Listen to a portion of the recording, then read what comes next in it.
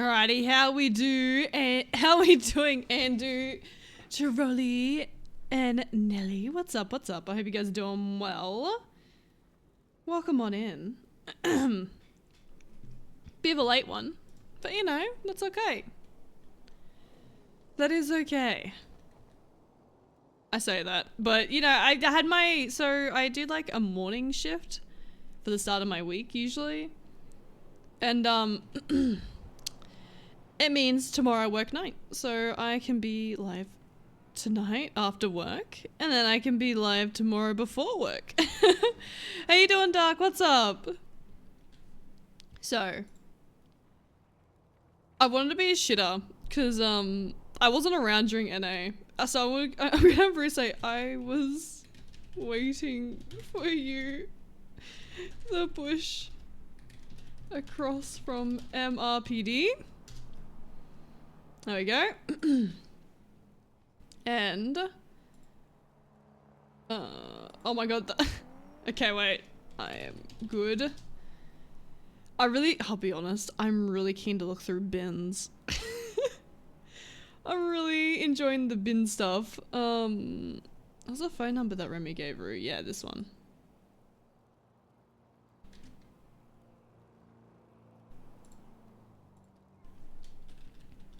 So Reese Blaze is the EMS that oops. Okay. Was the EMS that was first like responding to Rue in the hospital after the blood out. Curious if he's around. Oh, hello. Hello? Okay, straight off the bat, I was not okay. This is Reese.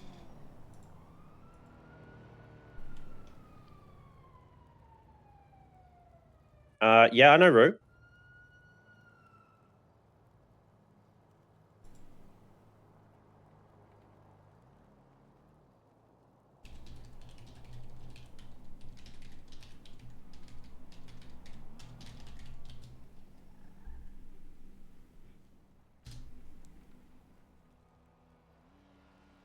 Very early morning.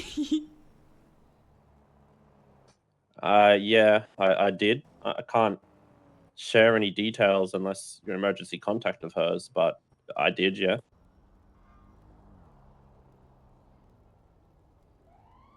So no.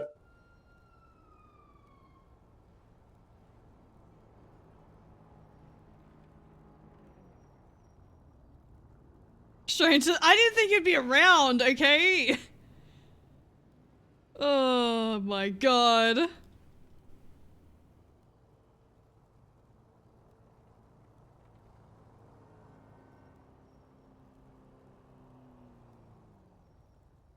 Is this you, Rue?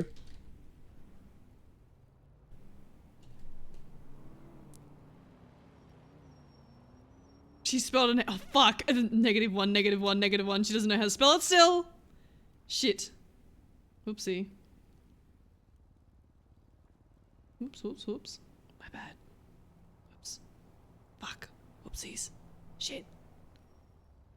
Whoops.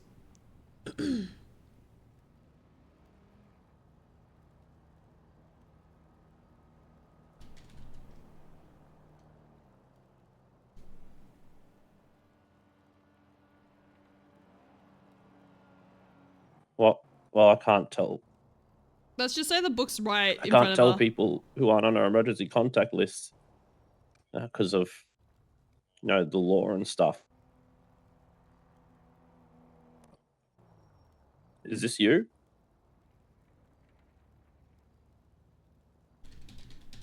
Remy told me that she gave you my number.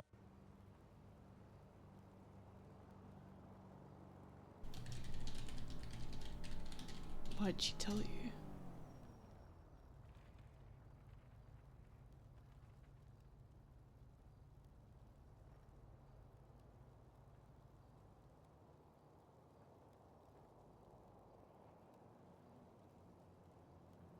She knows I care for you.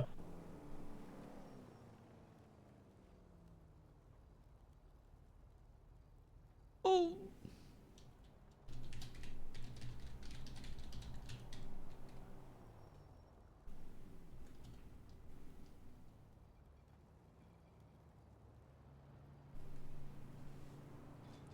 Hey, convicted.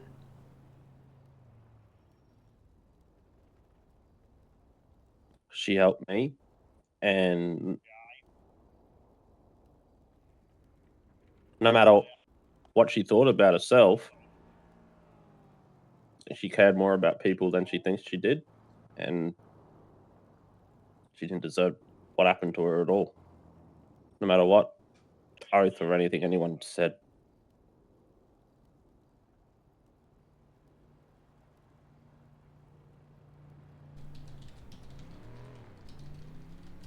Morning.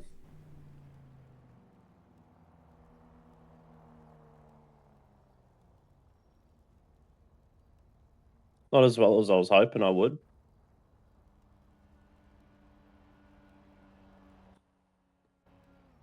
But, you know, we knew each other pretty well.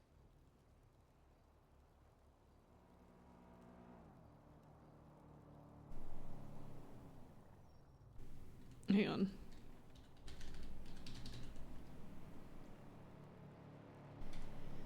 Oh, I was gonna have Rue ask to meet him. Do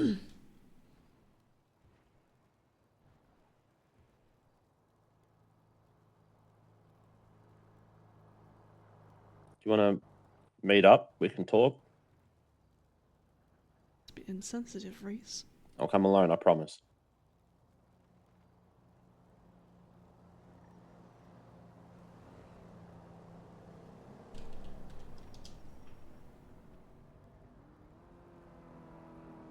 Mind reading.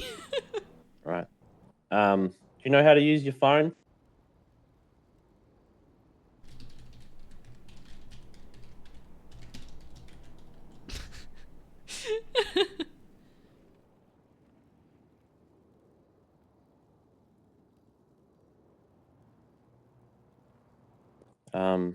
That true. Ping 280, and I'll head to you.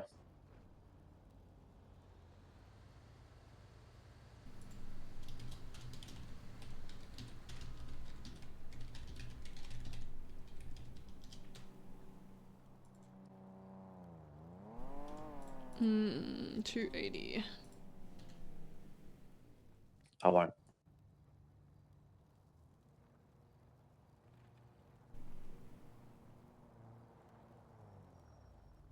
All right, I'll be there in a bit. All right. I'm just gonna get changed.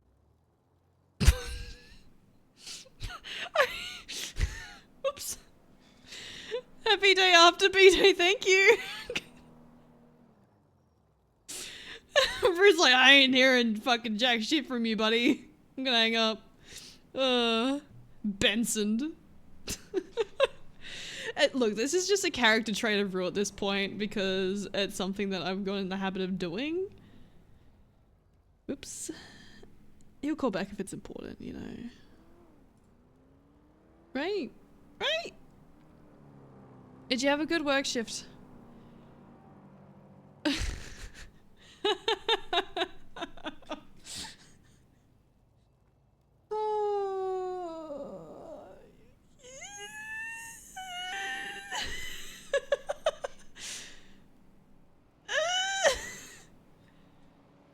Also, I don't even know what home person's name is. They just have ruined their phone as homeless person, so Rue put home person.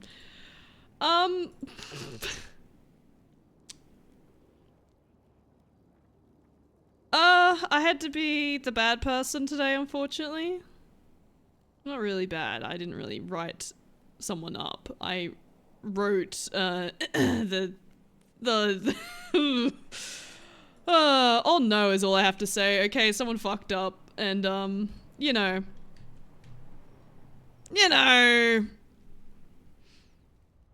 I unfortunately had to do disciplinary shit today. But, you know, that comes with the territory of being a supervisor, unfortunately.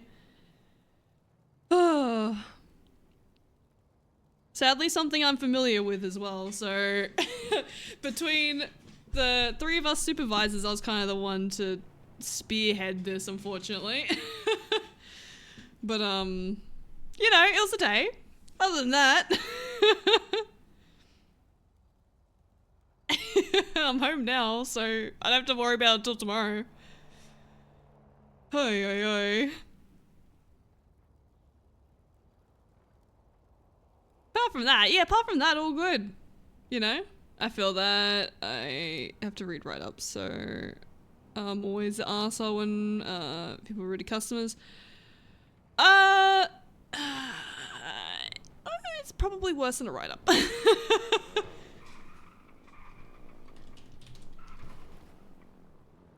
Who the fuck? Is this Reese?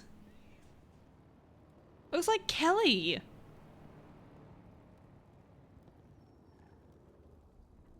Bro.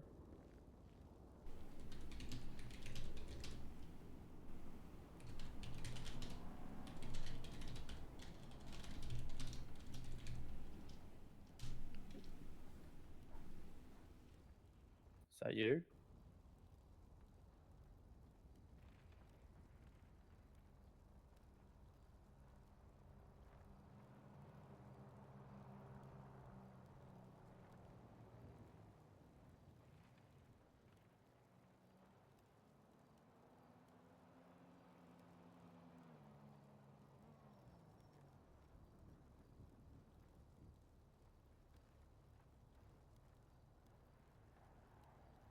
I thought you left or something.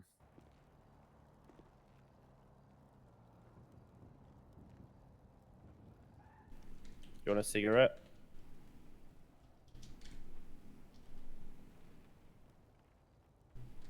Rue's gonna have a joint. But does she feel safe enough to have a joint? Oh, hell yeah, she does. Fuck yeah. Alright.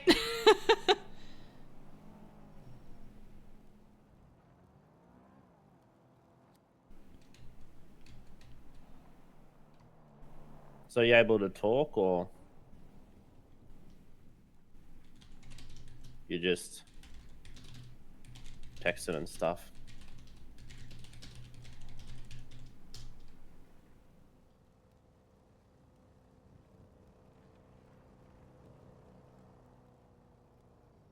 Take that as a no.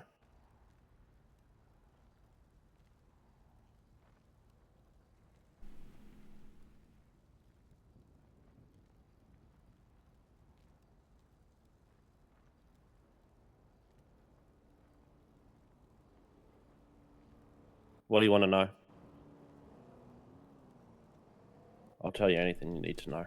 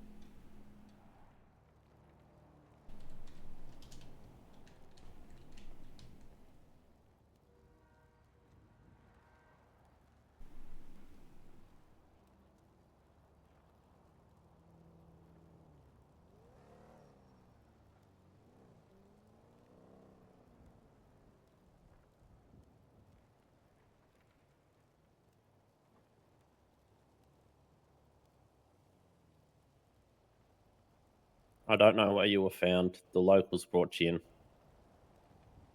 But your clothes were wet and there was sand on you, so I can assume you washed up on the sun beach.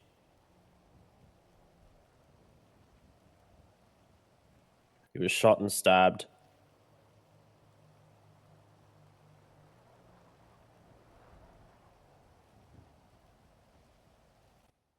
I couldn't recognize you when you were lying on the bed.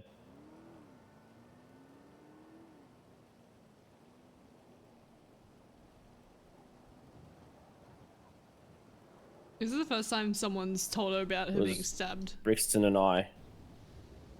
And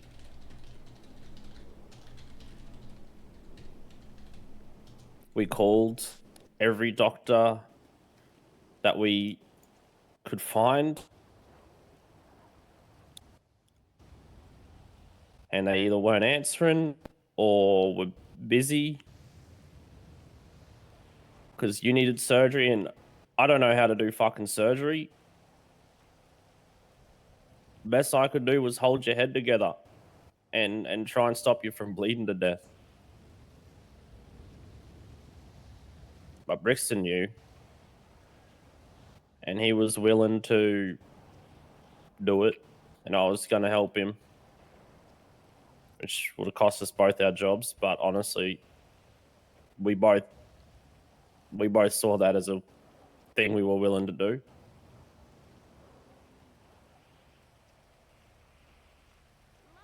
You're very lucky to be alive, Rue.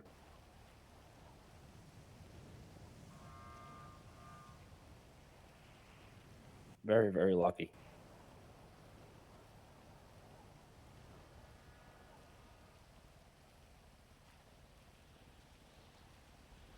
I don't think that's because of me, Brixton, or the doctor. I think that's just because you have some sort of fucking fight in you that I can't explain.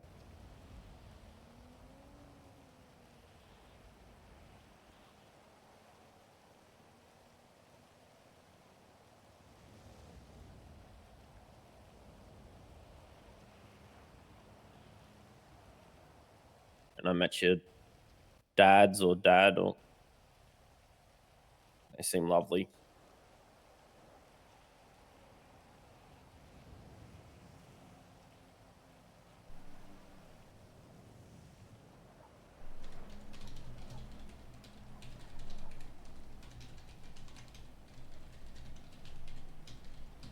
That's all I know about the attack. Just, you hungry?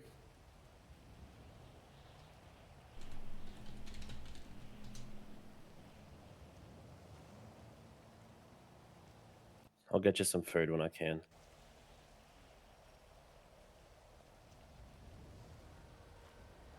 Yeah. I might drop some food for you every day if I can, all right? Make sure you're well fed.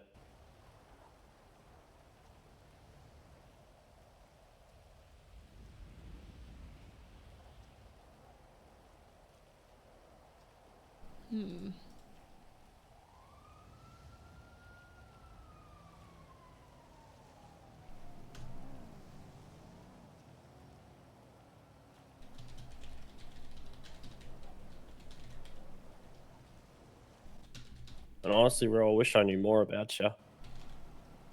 But Brickton. all I know is I called you one day, concerned about myself,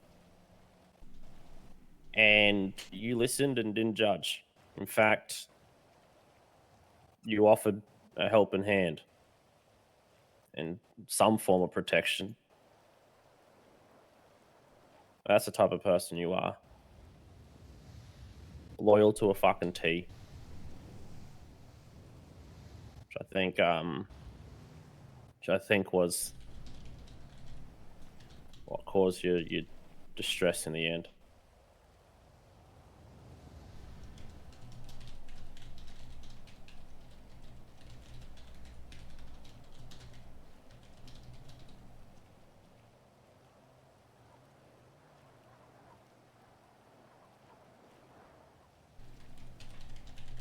You're fun.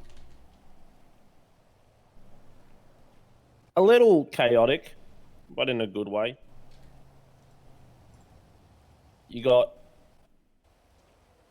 knocked out one day, and became best friends with a gasoline can. That was good.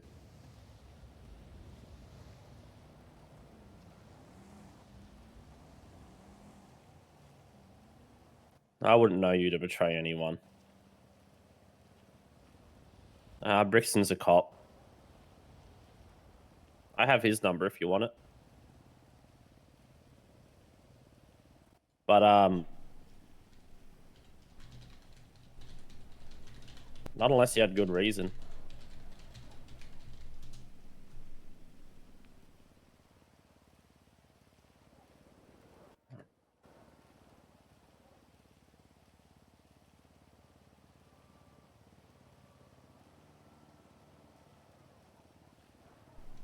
There you go, I texted it to you.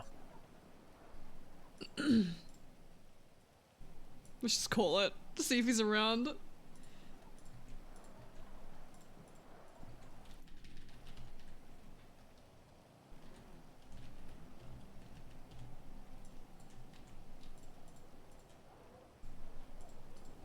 I'll save it as Brickton in his phone.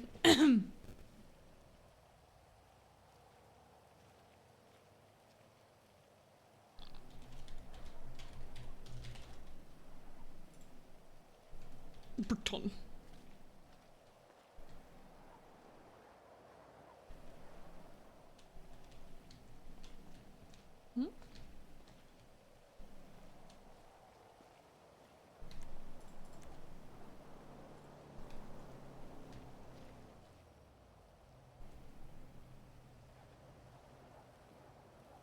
So much shit here.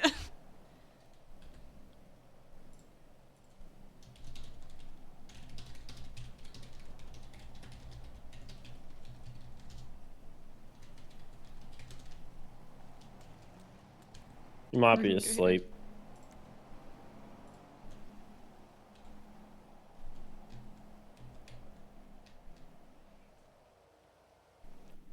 You can text me to talk if you want. Might be a bit easier.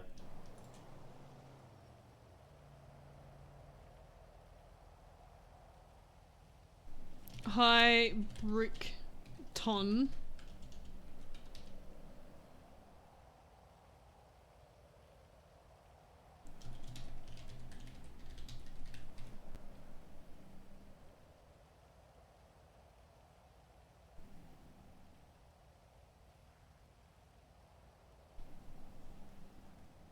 Yep, sorry, I just whacked my mic. My bad.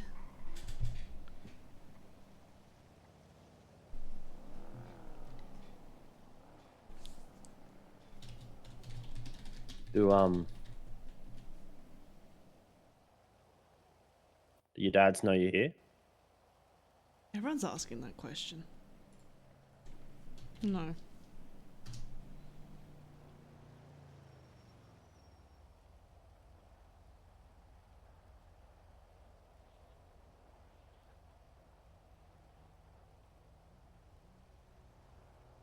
Haven't seen him in years.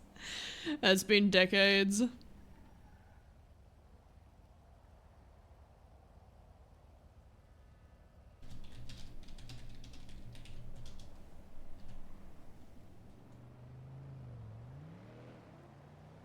They said it was a car accident. First time I met you.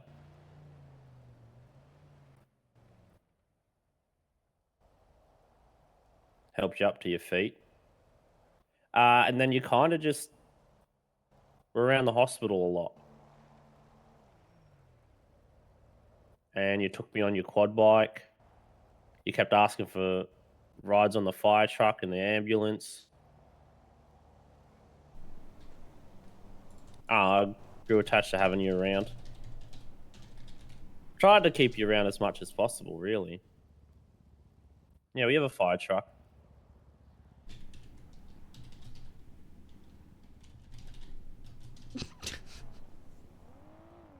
No, you can't have it. Sorry. I think it's hilarious that Maybe a time little means one. nothing Get to your little Rue fire now. truck. Oh man. Now Rue's trying to get a fire truck. So there is still a little bit of you in there.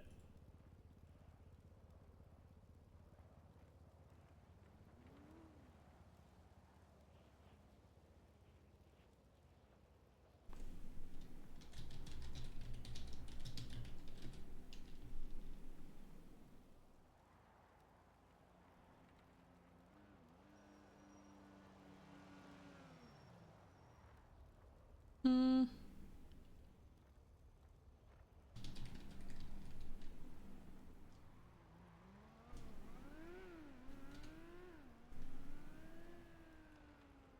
Good.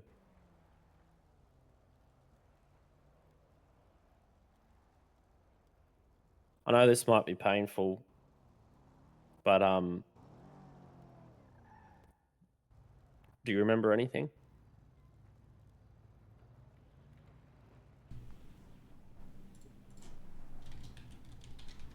Uh,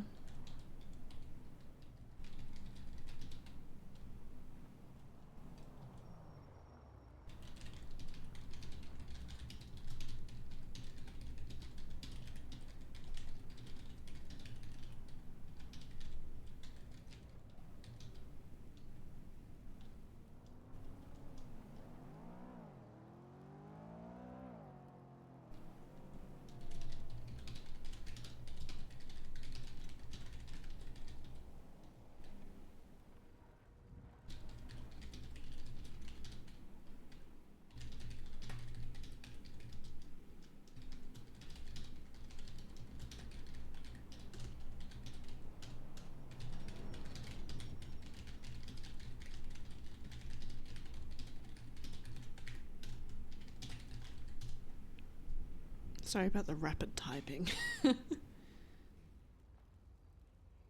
No, that's normal.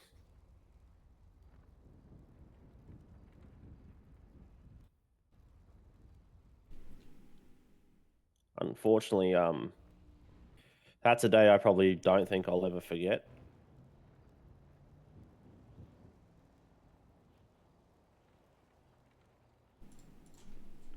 What day? Rouge just being oblivious.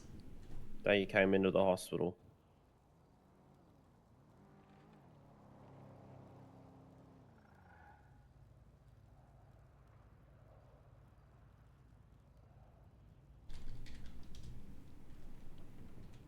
It's not your fault. Sneeze. I'm the one who should be sorry. I'm so sorry. Should have done more.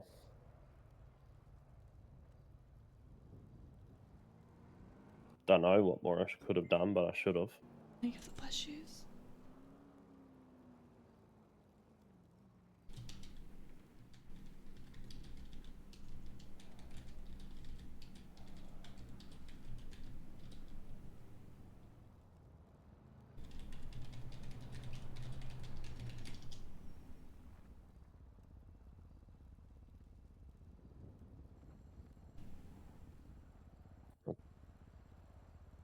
I don't think anyone could have prevented it.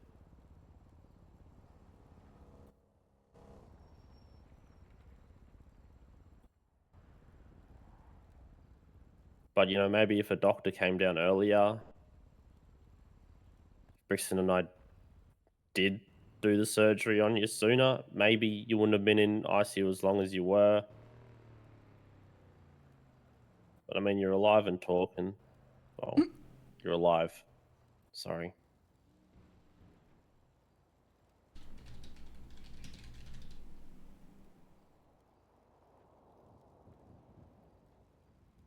The fact you're breathing is enough for me.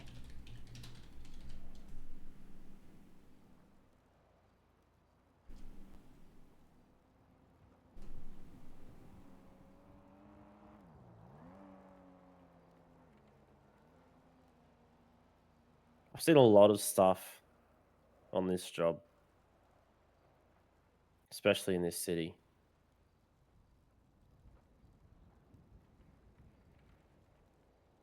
But knowing what happened to you,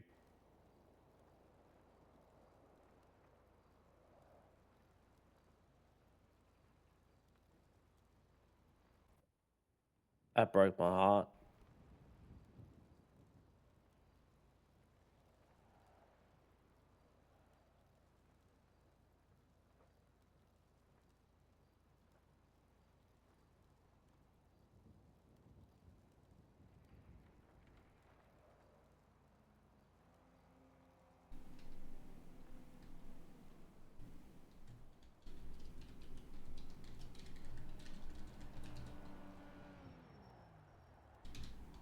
Sorry if I'm bringing up shit for you.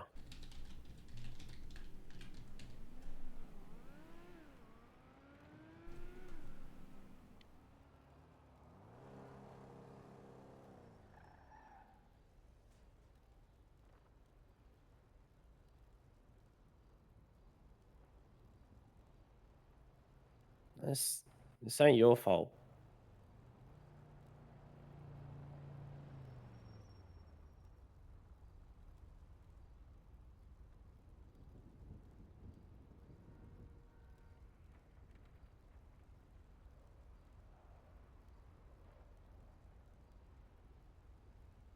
I think I told you a while ago.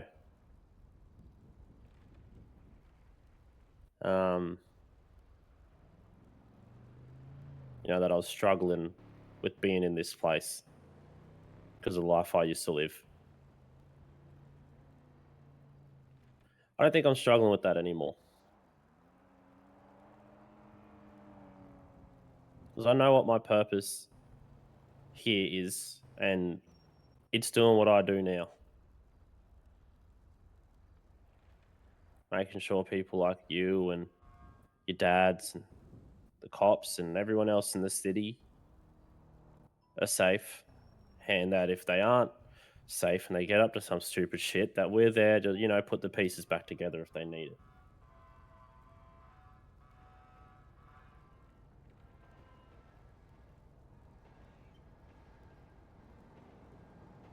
And you helped a lot with that. After that day, I knew exactly where I needed to be and what I needed to do. We can't stop that stuff from happening, but we can help put the pieces back together.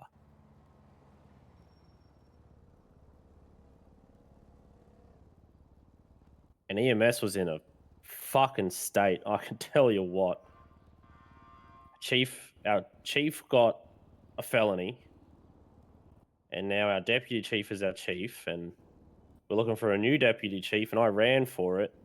Didn't get it, but I did get promoted. To be honest, I don't fucking want it. I mean, running in case no one else did. And now I'm hearing that there's even more shit going on with us, and I just want to do my job, you know? Everyone's so concerned about who's in what position of fucking power. They don't give a fuck about who's hurting on the streets, and I just want to do my job.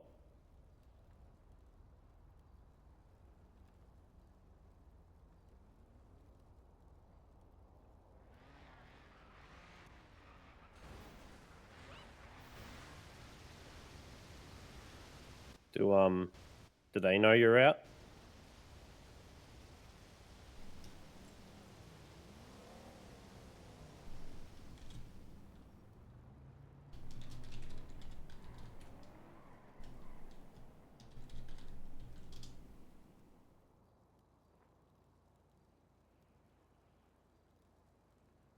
Yeah, the cult.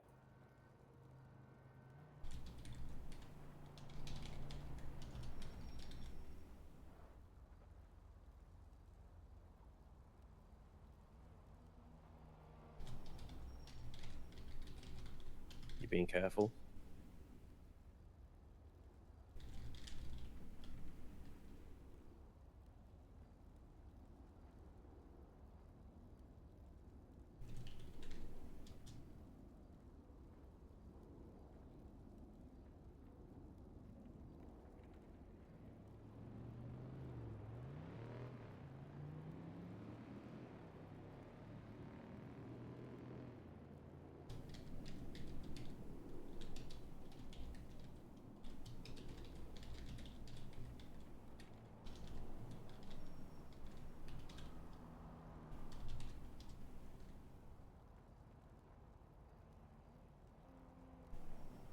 Yeah, I know they know that.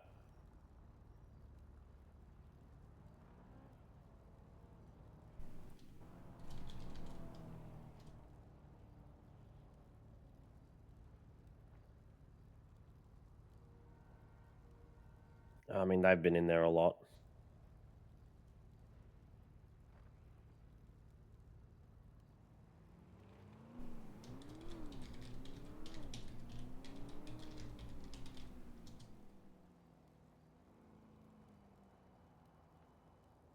Not that I can remember.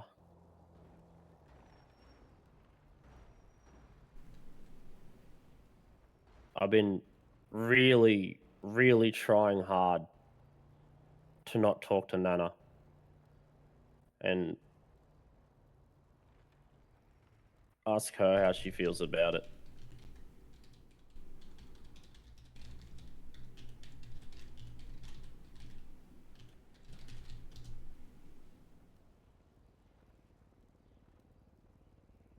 Sorry.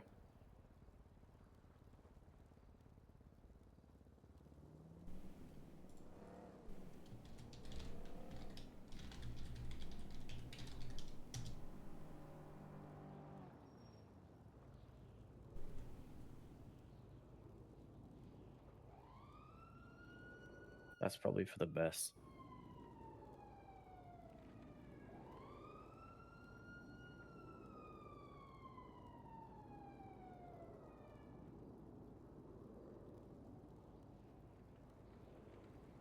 So what are you gonna do? Just live under a bridge?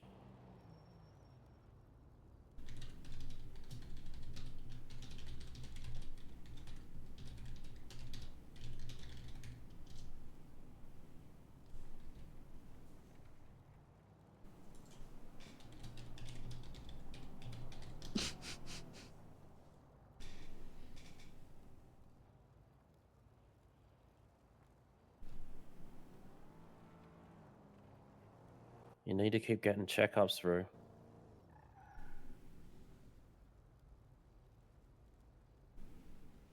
You're fucked up. Like really fucked up. I have been worse. No, you haven't.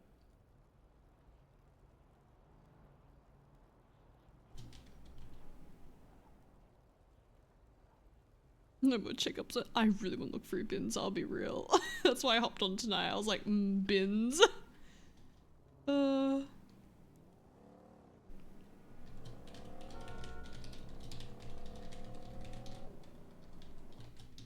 held your jaw together.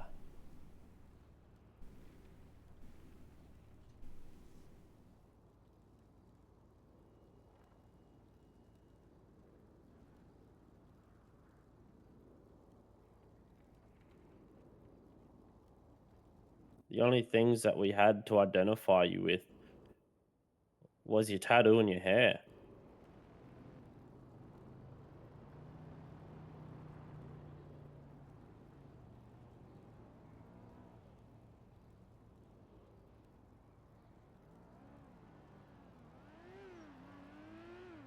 You need to keep getting checkups. I don't want to come here one day to drop off food and find your fucking corpse.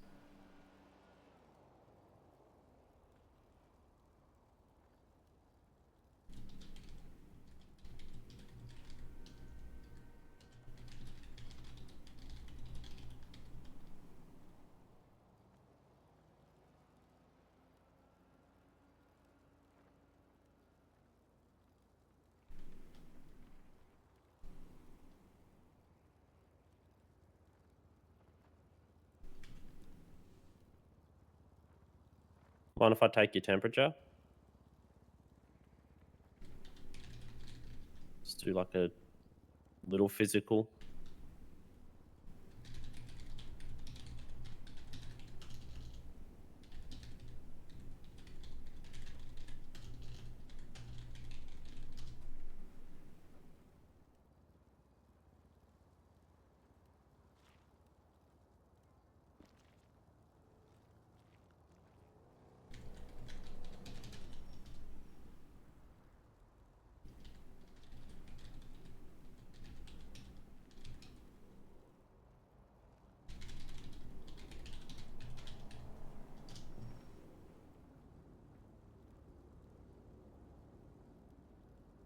Can you just squeeze my finger as hard as you can?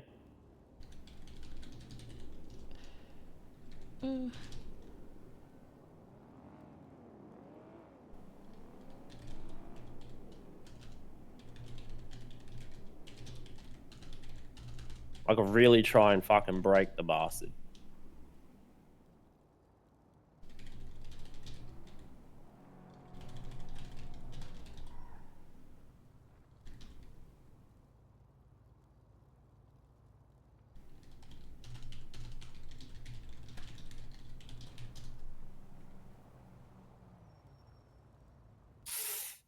Okay.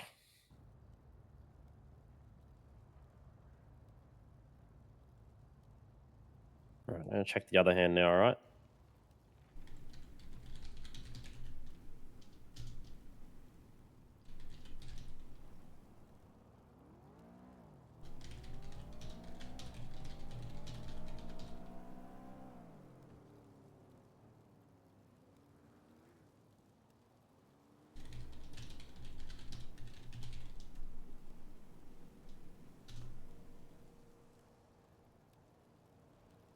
Okay. It's normal. Any pain? Good question.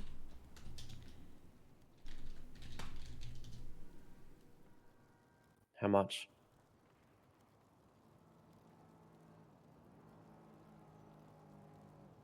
You know how when you go to like pain clinic? Okay, wait, no. What when you go to like a pain clinic, like at 1 to 10, how much does it hurt?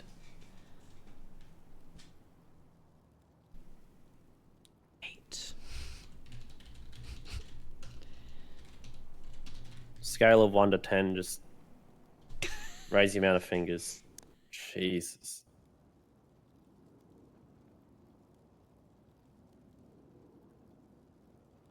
We should slightly be screaming at 8. Look, this is up to interpretation of the character, okay?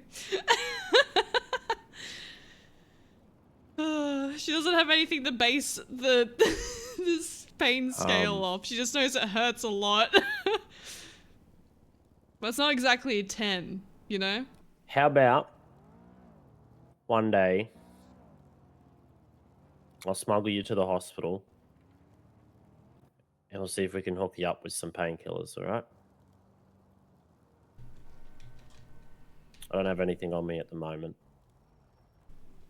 But when I go back on duty, I'll swing by and I'll give you something to take the edge off.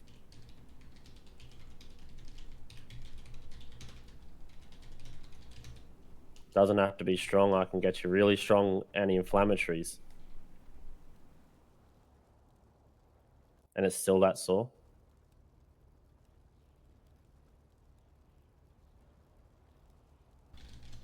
Might be nerve pain then.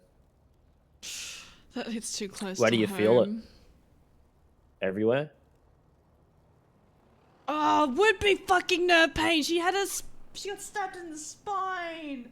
This is too close to home. Oh, God. Let me just describe my own symptoms. That makes it easier, alright? Fuck this, alright? Sometimes when I walk, it feels like glass has gone in my foot. Then other times it's like shooting, burning pain in my limbs. Alright, sorry. There we go. I just decided to self-insert.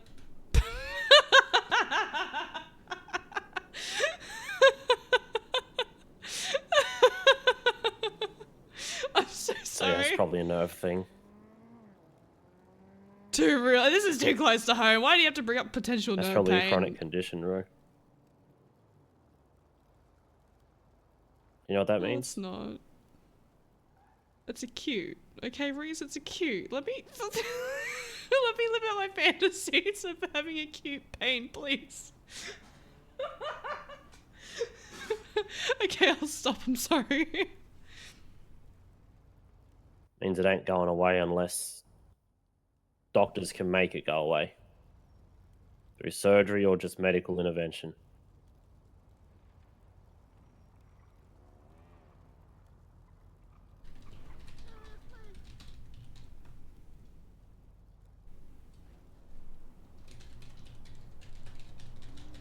She's fine, okay? Just a little cold out. I can try and help as much as I can. Come by, check on you when I'm on duty, and if it's really bad, I can give you stuff. Rue gets a spinal fusion. But I'd need my ambulance. Acute pain? Of course Cutie wants cute pain. Ah! We hate chronic pain here. Chronic pain sucks, okay?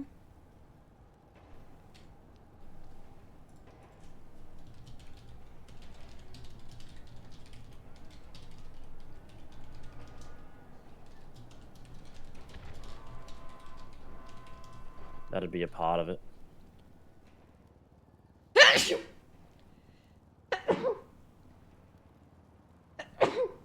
Alright, I'm good, sorry. No, that makes sense.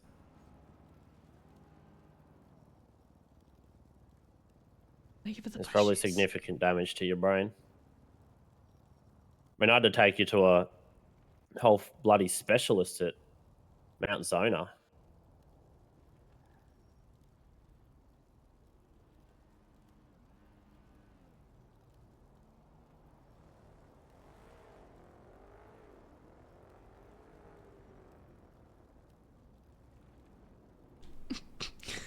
Surely.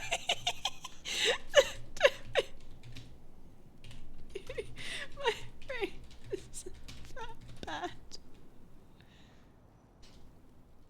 Like, my brain is still It's in pretty bad. my skull. So it's okay.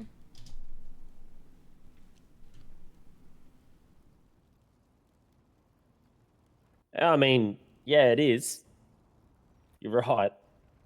You're not wrong.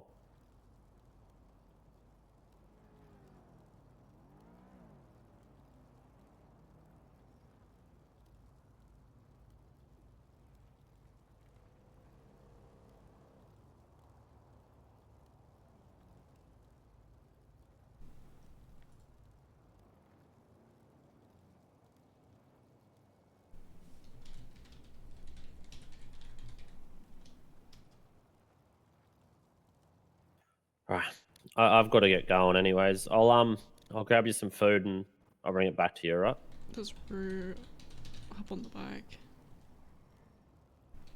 If you need anything, just give me a text. And I'll find you.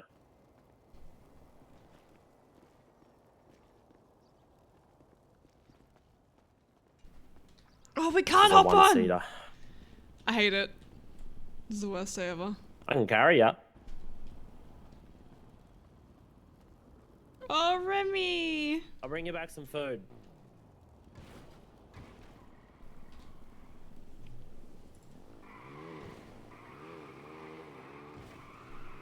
Food!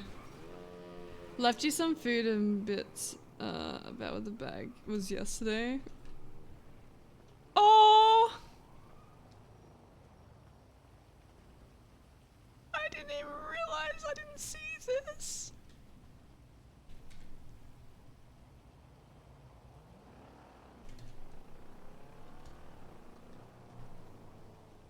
It's adorable. Oh. Oh. Alright, I wanna live my fantasy that I've been living all day and thinking about what we can find in bins. We need to get the rest of those mollies. More spoons! I love this so much. Can I say how happy it makes me going through bins? There are more mollies. Unless someone's gone into that bin, but I know exactly where it is. I forgot to go back en route yesterday for the mollies.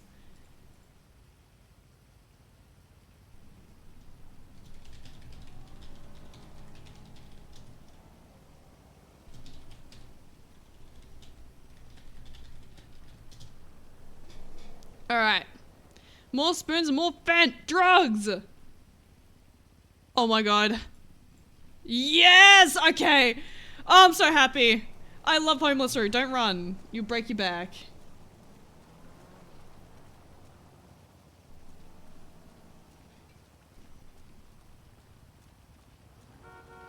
Yes! Ah!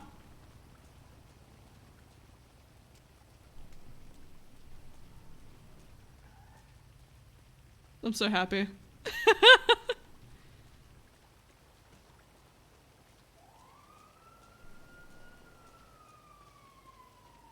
Mystically, thank you for the raid! Welcome on in, raiders! If anyone doesn't know, I'm Cutieno. I play, Roy... She doesn't know her name. I hope you've been well. I've been well, thank you. Can you put on a duffel bag? Oh my god. Genius. Where is the duffel? We have it. I don't know where, hang on. We'll put the duffel bag on. I like that idea.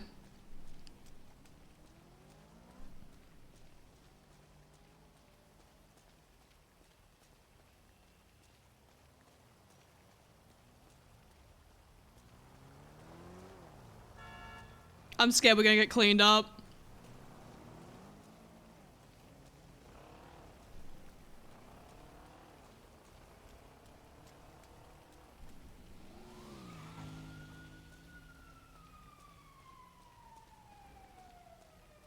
Rock's bin me. Oh, I love Rue bin me.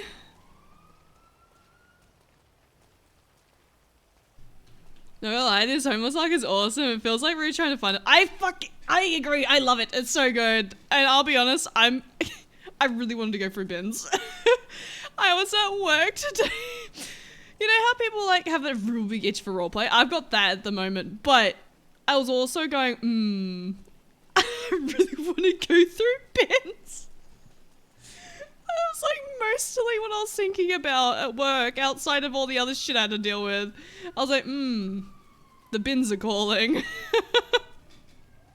I love bins.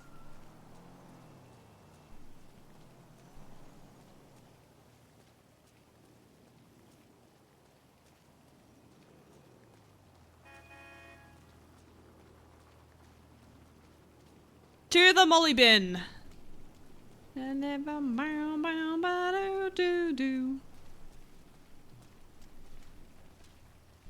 Can't wait to be there.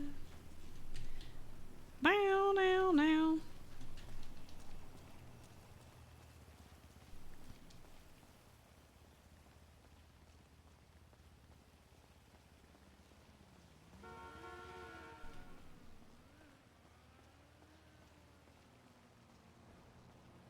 What a good song for this. Oh my god. Ah, Reese is sweet. We're gonna have to get the food when we get back. Because they've already started traveling. What's another good traveling song?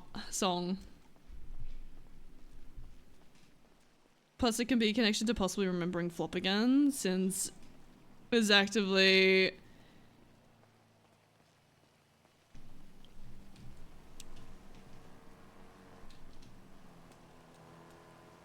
I'll let it come up in roleplay. I was about to say something, but no. I'll wait. I'll wait.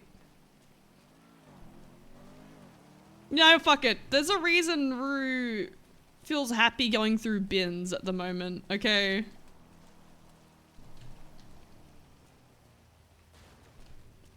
Outside of my addiction of going through the bins, okay? Because of all the drugs, yeah, Rue's a hardcore drug addict.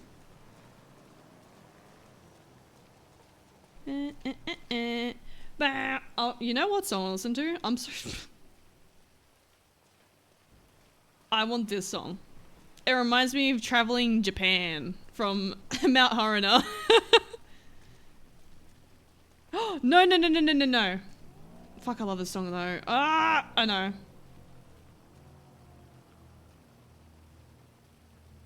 This one. This is it. Oh! Add to queue? Oh, I'm fucking cooking right now. Running in the 90s. That is an option. I'm gonna heavily consider.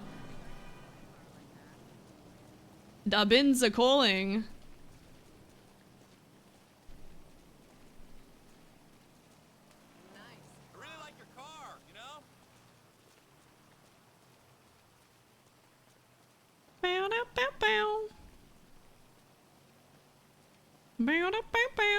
Bins! Hang on. Why has everyone got their heads down, alright? It's a good day for bin diving. Dumpster diving.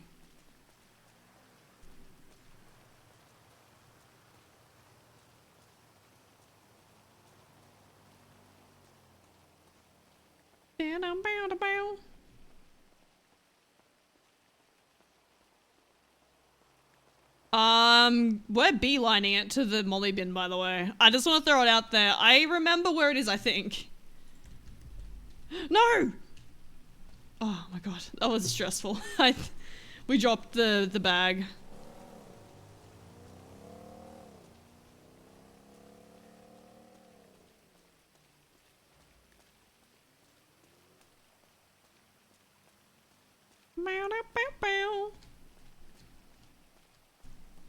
I really want to go back to Japan. I keep seeing travel deals for Japan and it really upsets me. Also, it's like only just occurred to me. It's August, September, then October. We're like 2 months out from me going to the US. I'm fucking terrified. It kind of hit me when I was in the car driving home today. I'm like, wait, when's October? And I'm like, August, September, October. I'm like, oh, it's so close. Oh, makes me so nervous. I'm really excited, but I'm really terrified at the same time because,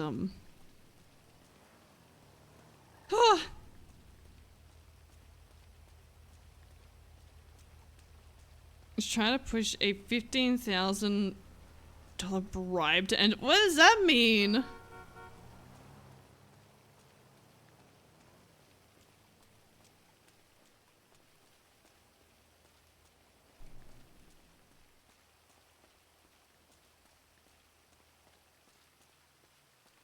You'll be in San Diego. It's not the worst place to be.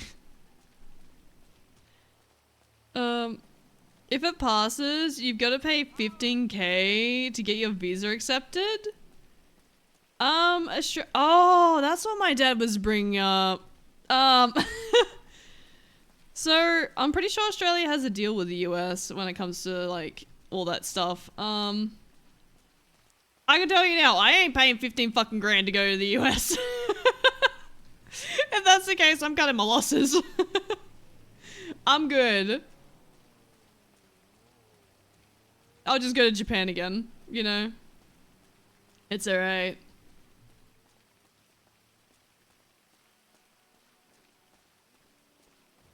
Go back to yeah, I'm just gonna go back to Japan, alright? I'm gonna move there forever.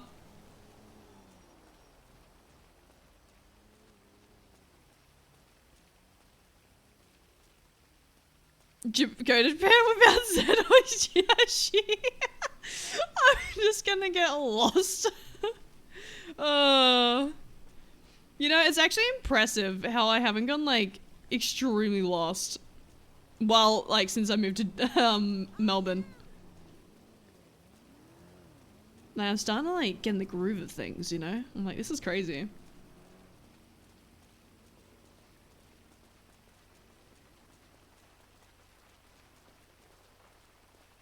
The amount of times I didn't mean to. I just saw shiny things. I went, ooh, I'm going over there. Because look, Zed and Ashy took their sweet time looking around at every fucking gacha machine, alright? I can go past and look at it for 10 seconds go, yeah, I've seen that. I'm good. I'm going to the next one. You know what I mean? They spent 10 years at one machine. And I don't have the patience for that. So I went to the next gacha machine, then the next one, then the next one. Then I went up some stairs. You know? I had to stream snipe to figure out where Zen and Ashy were at some points. I don't know how much you do that with Chris. As I've said before, in the US, I think it's going to be a bit of a different story because of all the horror stories I've heard from the US. Although at the zoo, I'm gone. I'm sorry. If we're like, if I'm going to the zoo, whoever I'm with, say goodbye. I'm gone. I'm disappearing. I'm gone forever. Okay? I'm gonna like, literally, I'm gonna do what Prince just said. Oh, piece of candy. Oh, piece of candy. But instead, oh, bird. Oh, bear. Oh my god, it's a moose. You know what I mean?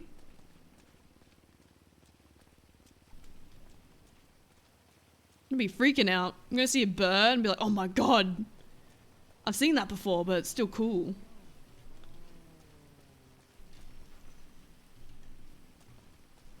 And then, you know, be vibing.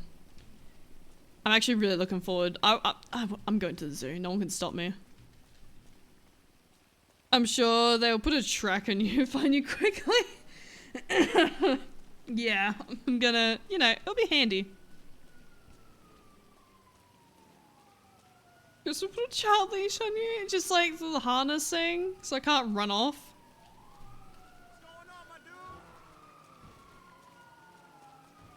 The bins. Ooh, what's that? What's that? What's that? What if someone's doing a moonshine run and we just yoink their shit? That'd be kind of funny. I grew up at San Diego Zoo. You'll love it. I'm so excited. I really want to see a bear. Be prepared for a lot of steep hills. That's fine. As long as I get to see cute animals, I'm happy. You know? Fuck you. Let me change my music.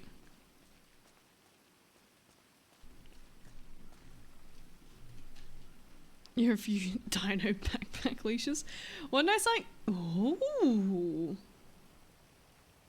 Futuristic? A brighter future, Los Santos? Rooney's a brighter future. Whoa, oh, hang on, we're reading those. Hang on. What's in it? What? What do you mean? Author, anonymous, blurb. Play a crucial role in ensuring transparency and holding those in power accountable. We stand together. Divided we fall. Those some ones can call criminal scums refuse to take accountability. Wake up, Los Santos. Protect and serve. Fail to hold themselves accountable. Blurb none. Interesting. Interesting. That's why we get dumpster diving. We find weird shit. I'm being indecisive with my music. Hang on. Ooh, buy me fake ID is a good one. Fake ID. Yeah, this is a banger. Alright. I still can't believe how much shit I know, it's so good. I don't know what it is, it just tickles a happy part of my brain doing this. Like, it oh.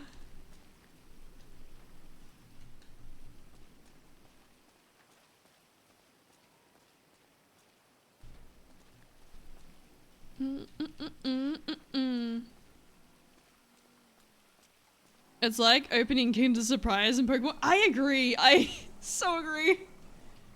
Ugh. Wait, San Diego Zoo. I went there when I was in late elementary school. I did a report on the snow leopard and they ended up with a copy of my report and said they were going to use... Aww! That's adorable. I love that. Have you gone back to the bin that you found the 4K roll cache in? Not yet, not yet. That's in Little Soul. I do want to check that one out again. See if they've been smart enough to move their stash.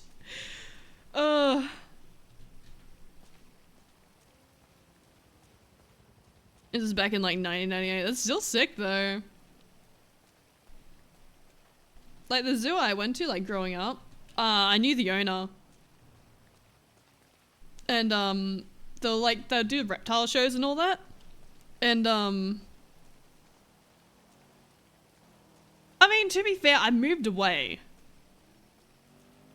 since then. No, my family still lives near it. I can't. Fuck, I was gonna... That's all good. I'm going to divulge the information I was about to say. But the owner would always like pull me aside if they were about to do like a reptile show and be like, all right, you choose the cool snake that we bring out. I'm like, fuck yeah. And no, wait, no, it wasn't the snake. They had a fake snake that they'll like rip out of the bag and start screaming to scare everyone. Because, you know, that's the best thing to have at a show that's designed to help people become less fearful of these creatures. But it also meant I get to like check out behind the scenes shit. That was so sick. Oh, another floppy disk, yoink. That'll learn them. So yeah, they had like, I don't know why, but they had like 5 different like fake snakes that I'd put in like the sandbags. Another floppy disk. Traumatized small children? Nah, the children were like, ha, that's so funny. The parents were the ones that were like, what? It's a snake?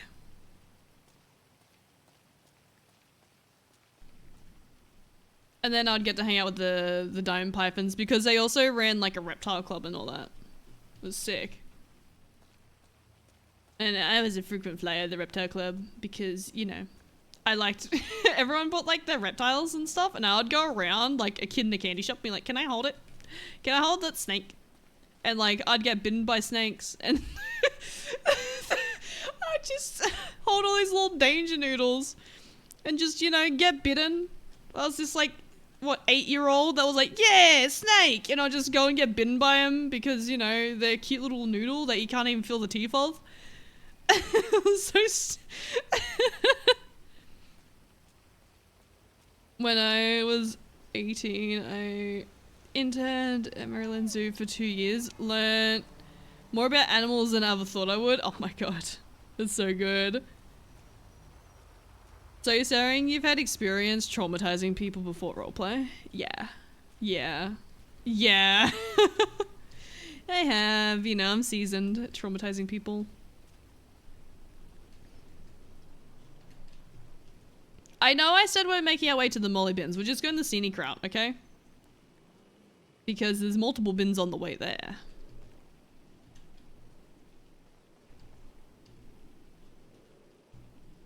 Oh, that was a bit funky.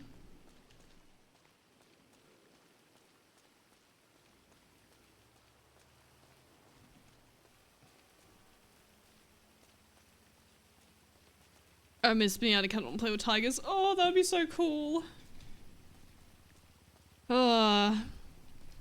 Something I'm still so disappointed in is that I never got to go down the career path of being a veterinary nurse. I'm so sad about that still. Obviously, it's for the better considering I physically can't keep up with the job demands. But still, it's like, fuck, like, even though it's a really, really taxing, like, industry mentally, I feel like it's also was, like, really rewarding, right? Like, I still remember vividly, like, this big, massive, right? This is a bully breed dog, so related to, like, pit bulls and all that jazz. And staffies. And it was this big, big fuck off dog. And it had been mauled by another dog. And all this dog wanted was to have someone just cuddle it. Like, we didn't have like a room in the kennels. So we had to tie him next to like one of the surgical tables. Not surgical tables, but procedure tables. And this dog was pulling the table just so it could be near someone for cuddles. And I ended up being designated dog cuddler, even though I got covered in blood. But that dog just wanted to be comforted. I was like, oh my god, my heart. This big, like, dog that's, like, you know, has a reputation for being a big meanie was so goddamn sweet. Like, oh, puppy. There was one tiger named Charlie who was super tame and acted like a house cat. Charlie is such a like relaxed name for a tiger. Bully breeds are the cuddliest. They don't like they don't do personal space. Oh yeah, absolutely. Like when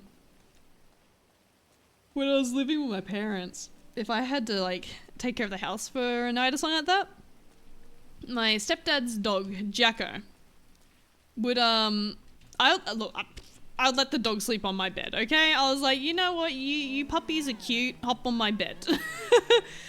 Definitely not because I'm a pussy staying at home alone. Alright. So, what Jacko would do, because I have my bed against the wall, he'd go and lay next to the wall. And, you know, lay facing me. So I was like in the middle of the bed, right? And he'd put his back against the wall and he'd push his fucking legs out to the full extent he could.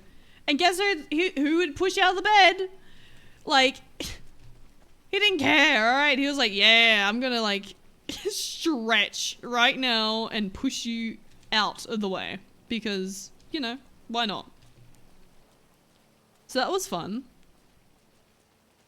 My boy is a big bull mastiff mix. He's a big softie once you get past the barking. Aw, I love dogs. I love dogs so much. Wait, hang on. I'm gonna put the heater on. I'm back.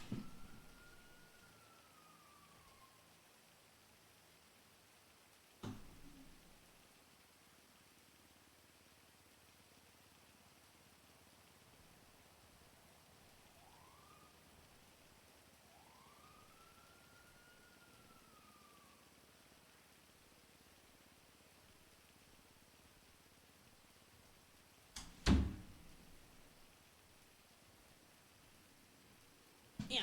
Alright, I'm back. Alright. I've got 6 of them. If you want to get mobbed.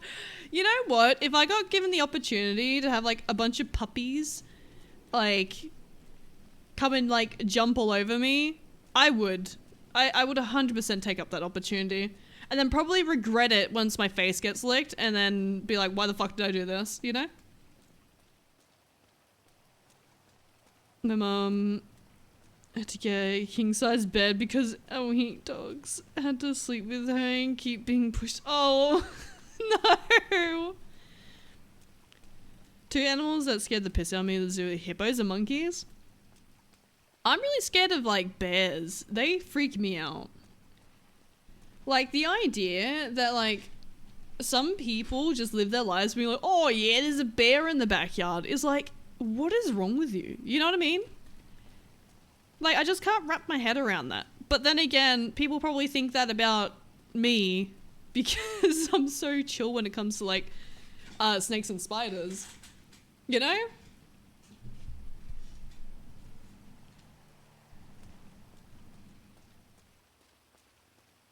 Yeah, I'm one of those people that's just like, oh yeah, it's just another bear in the backyard. Don't worry about it. Black lad named Onyx. She was the best dog. I don't want another lap dog because I'll live up to her. Oh. Alright, these are the molly bins, by the way. I hope the mollies are still there, or I actually might cry. Mollies? Please? Knock knock? Maybe? How? Wait, maybe it's the other one? Yeah! It's the mollies! Yeah, let's go. Alright, we got the rest of them. I'm so happy. This is a great day.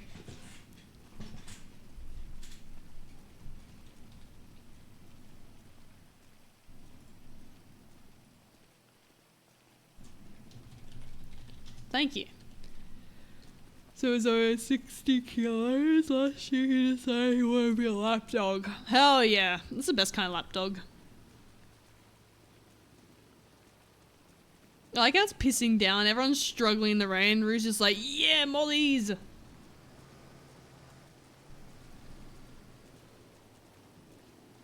think there's bins up here. But I mean, I know there are bins up here. That we are going to.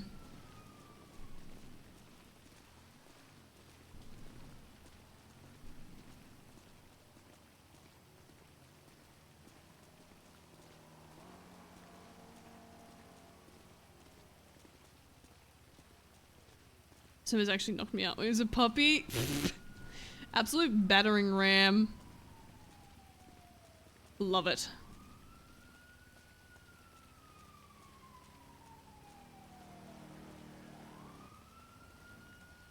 Oh yeah, wee woos.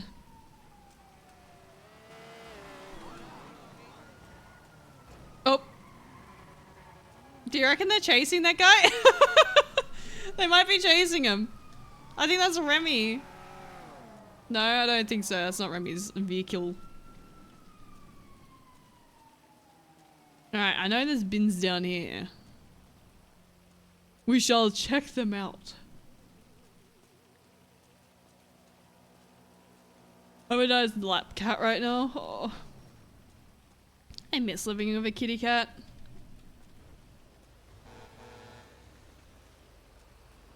This is my Rottweiler. Oh. I love pets so much. Well, my friends had a wolf hybrid dog, and he was the biggest dog I've ever seen in my life. Imagine a wolf like cross being like, oh yeah, I'm gonna be a lap dog now. My mum spoiled my dog when he was little. She'd give him food off her plate, literally. Oh my god.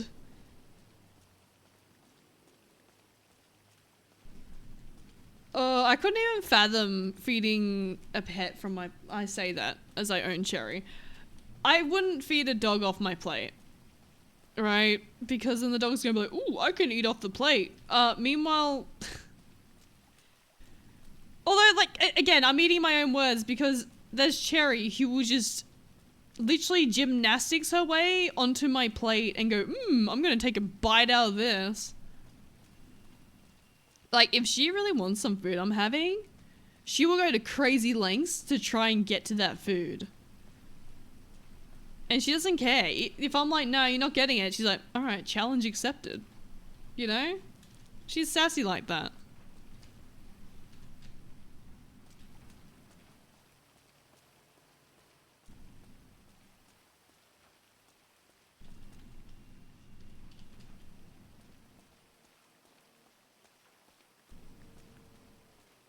Dog used to share Doritos with me. Cherry's favorite food, I don't let her have often, but maybe like a crunch here and there. She loves any kind of chip. I don't know why. Like, what was it? Driving to Melbourne, like moving down, I had Cherry and Moshi in the car and I was giving them, I'd stop into a service station. And I stopped in 2 service stations on the way down. It was about a 10-hour drive. And I'd give my little stinkers a chip each. And they loved it. God, it reminds me of a cat we used to have that would jump on the stove while it's on and take food off the hot pan. Oh my god. That would be Cherry. She'd be like, ooh, food? I'm just gonna go in a hot pan. Like a dumbass.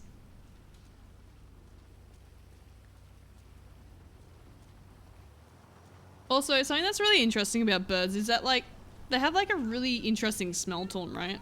Like, it's kind of like a soap, but, like, it's a fruity soap, if that makes sense. So,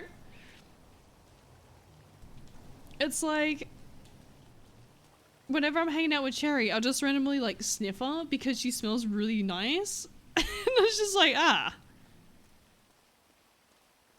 When we made bacon, I'd pour the bacon grease on their food. Oh my god, I could imagine they'd love it. A stripping we bought for dinner and my cat was going nuts trying to claw its way to get it. He just wanted some chicken. Also, something that I can do is feed Cherry chicken bones. That's really good for her. She does enjoy her chicken.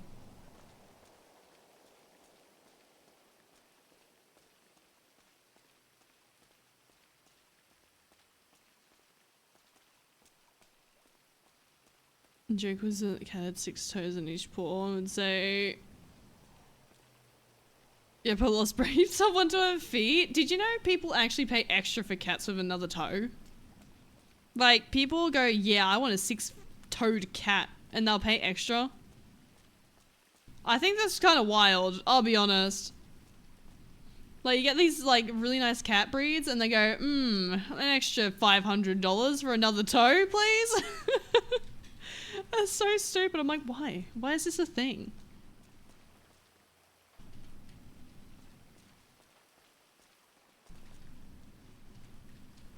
News 10, they had a little clips of cockatoos reacting to music. Oh, cockatoos are like one of the only birds that will actively like enjoy music like we do. They process music similar to how we do. So that's why they like dance and sing. And it's only cockatoos, I'm pretty sure. Which is kind of cool. Although I wish Cherry would like head bob when I was listening to bangers. That's okay. I'll forgive her. Please, I would like some people's rubbish.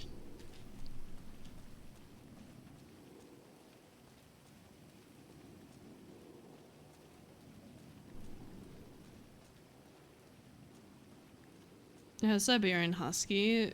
There's a food thief and an escape artist. Oh yeah. Huskies are nut jobs, alright? They once ate a whole platter of oysters. Oh my god. Huskies are batshit, okay? I used to work at a doggy daycare. And it was the sheepadoodles and the huskies that were just absolute crackheads, alright? They were like sentient, okay? I can't wait, no.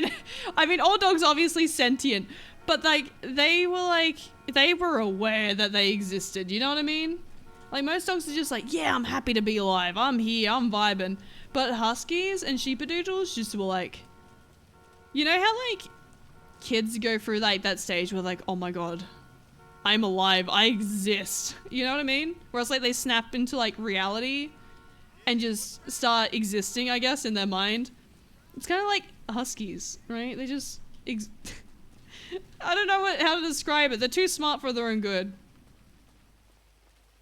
Dog was crazy. An interior door closed in a room for one day. She dug the hole through the door. Oh. That would have been so fun to replace.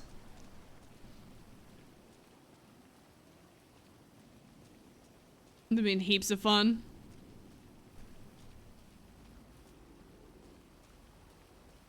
I'm trying to think where the other bins are. I think there's some bins down this alleyway, actually.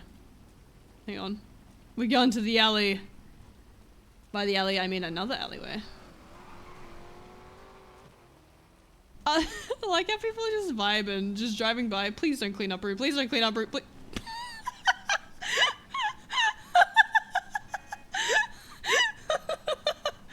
That could have been bad. That was really close. Literally the skin on her nose came off.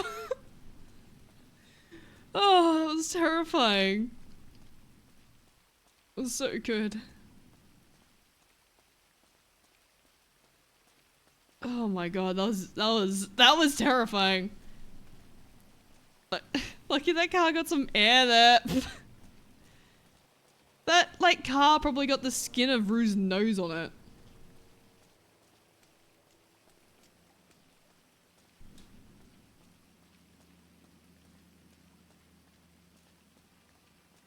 They almost crashed after going past. I don't think people expect a homeless woman to walk out in front of them while they're driving.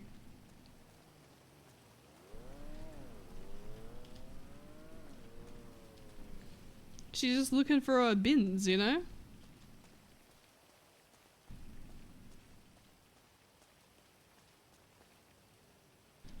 You better.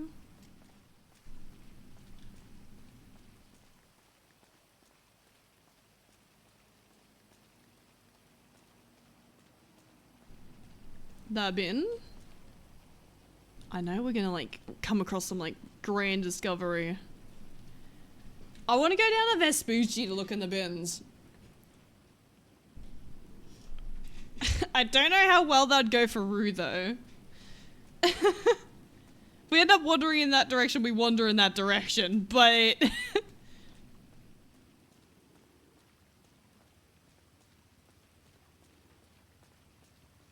She may end up being shot, who knows?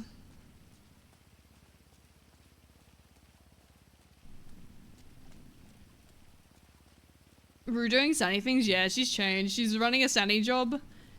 She's got a semi truck with her as well. You know, she's living her best life.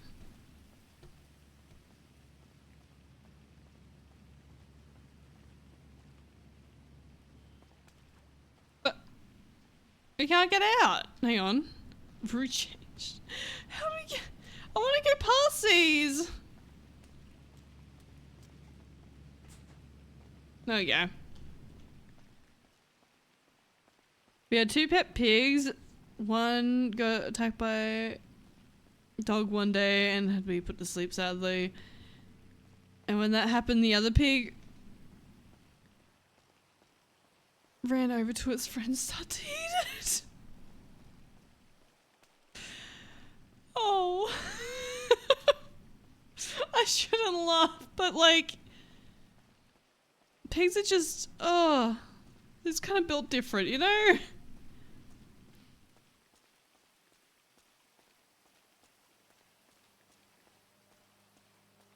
I don't mind the piano right now. How about I get like lo-fi Pokemon music? Pokemon route. Just pick things, yeah. Pokemon route music. I'm feeling route music right now. No, this is way too high pitched. Hang on.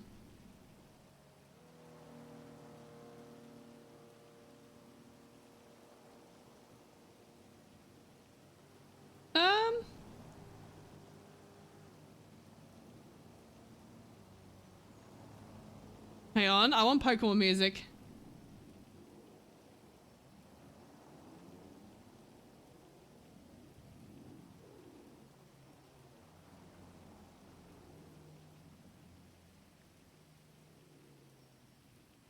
What is this? Hang on.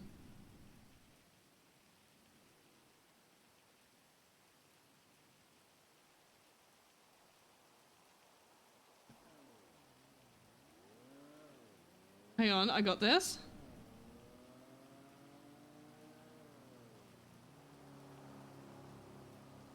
Hang on, hold. So good. Okay, wait. I want to go. Oh, it's like too 8-bit. Hang on. I'm being indecisive. Hold. Hold. Yeah! Okay, I'm happy now. I'm so happy. I'm very happy. I'm very happy. Dun. Bop.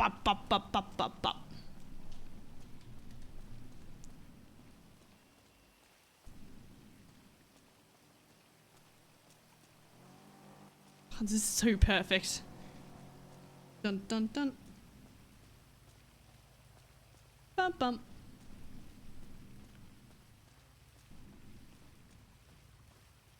Bins! Hang on.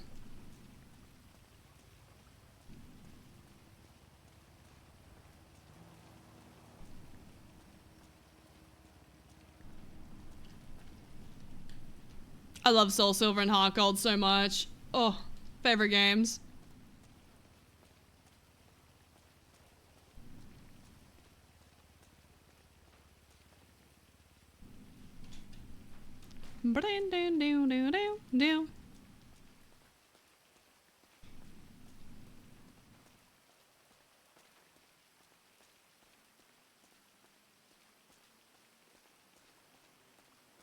Oh, I love Pokemon so much. Speaking about Pokemon, I used to play a shit ton of Pixelmon. And can I tell you guys a secret? You guys can't tell anyone the secret. I play Pixelmon. And you know, I play on like servers and all that. And their currency, how to make like money, was like, you'd sell ores. So, I used a X-ray. I used an X-ray. What was it? Not shader pack. Texture pack. So that way I could get a bunch of diamonds and sell them. And I don't think the admin's like stealthed, so you could see them watching you with the next to me back, and I'll be like, okay, let me just go in a straight line. I still do it. Oh man, it's my deepest, darkest secret. Actually, no. One of the servers I found, okay, so there was a Pixelmon mod where it would give you like a Pokemon radar, and it'll tell you where shiny Pokemon were and like legendaries. So I would use that Pokemon radar so much, okay, on a server because they didn't have it disabled. I don't think they realized it. And guess who had all the shinies? Nopixel roleplayer Mr. Cheating. Oh my god. Don't tell anyone, this is meant to be a secret, alright? What's that? It's a bag. Hang on. I want the bag.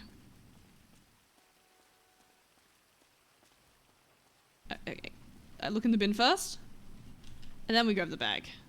Bum bum bum. Briefcase? I don't mind if I do. Oh! Oh! Oh no. How do I put it down? Oh my, okay, there we go. It's all good, I figured it out. I'm an adult. Phew. What's a harvest kit?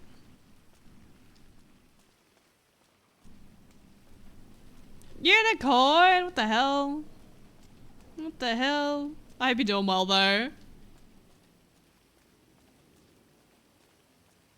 Welcome to the dumpster diving.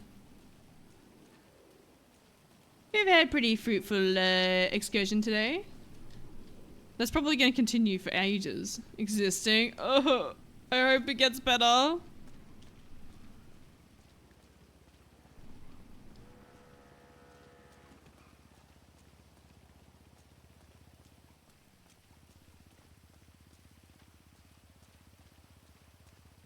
Neither be home from work and watch the dumpster diving. I love it so much. Okay, I'm addicted. I'm addicted. Alright, I'll be real. Who's that? I want to befriend them. They're our friend now.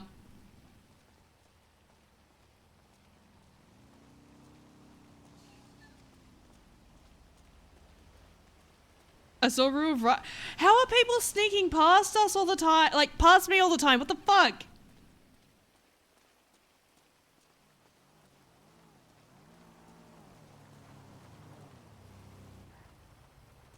Huh? Ah! Oh, hello? Sorry, this is not a good place to be. Going the road, it's on the street. Sorry, this is Is that the road's not good. Sorry. I was scared. I was repairing a car and I was just so focused on it. What is this book that you're giving me?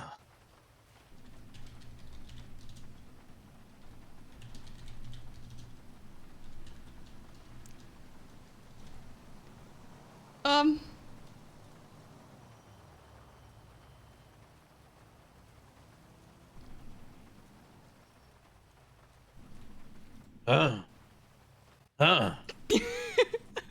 I don't know. I have plenty of food and beverages.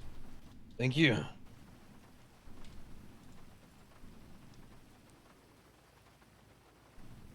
Uh,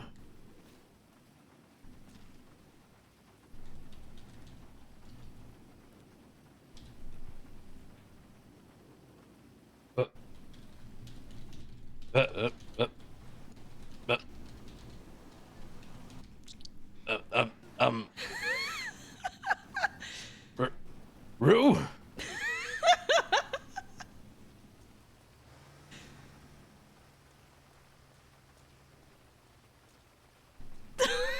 Oh my god. Do you want this other book back?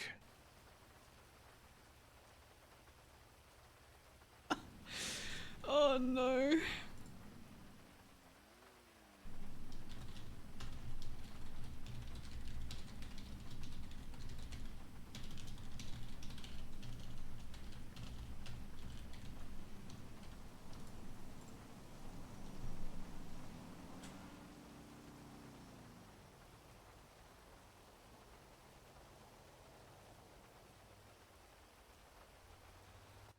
Okay. I'm I'm okay. I'm good. I was repairing the car because of damages remain. Um, um you I haven't seen you in a long time. How how you been?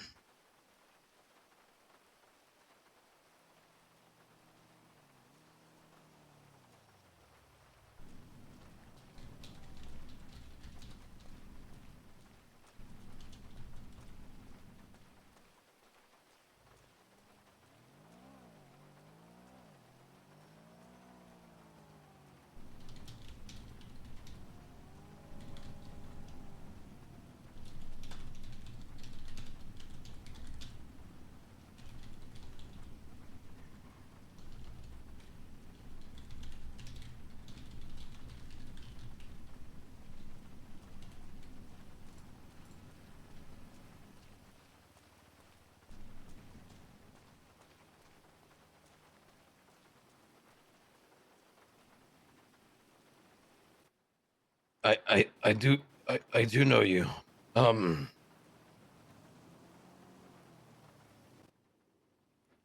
um I don't y- um do you I do know you. Are you gonna run away if I tell you who I am?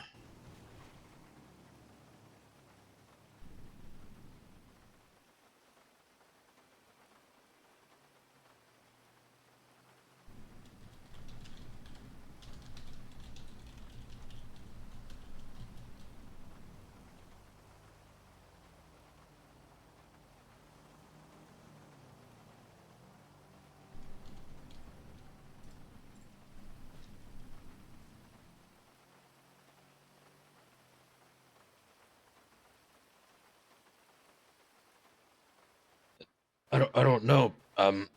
I haven't seen you since the hospital. Um uh, you I'm I'm a cop. Um uh I don't think being out here is a good place to be for the time being. If you want to converse, yeah, I can kind of catch you up with some things that happened. Um,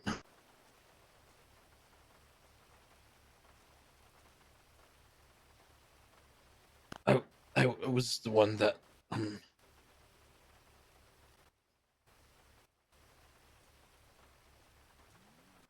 I was one of the few people who saved you. Um, do you wish to go anywhere? I have a tailgater. We can go anywhere. I'll just get in if you want to get in. I don't care.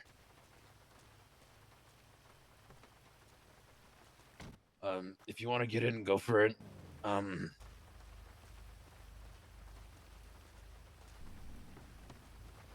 if you look at the little GPS I have right here in the thing, you can mark anywhere you want to go.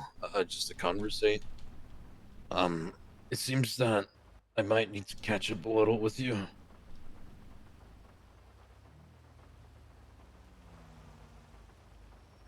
Is there anywhere specifics that you would like to go?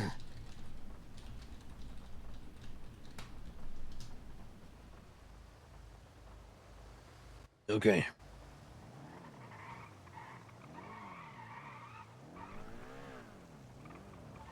Is there a place you've been meaning to go look around for or look at?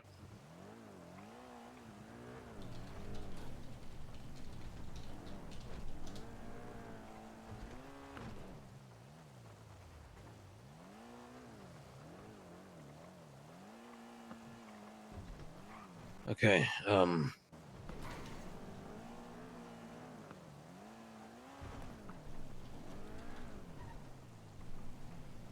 I did not expect to find you. I Um, uh, I got. Fuck, I don't know where to go. Shit, I never was good at these things. I guess Sandy. I guess north somewhere. I guess I don't know.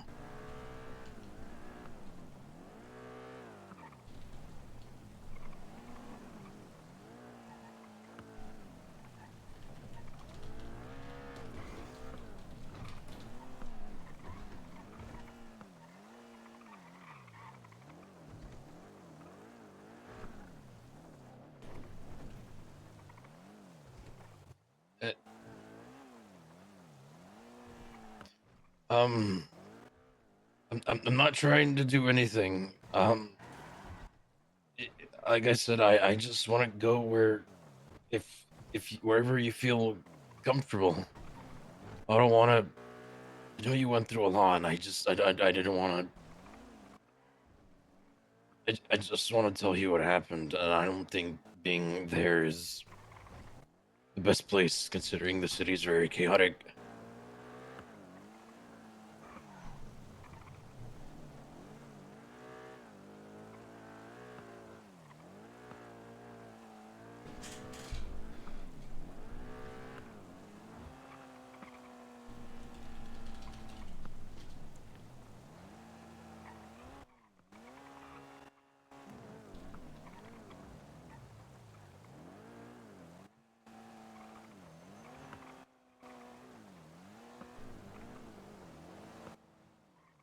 Maybe I'll just go up a mountaintop or something. Um, you're fine with heights, or no?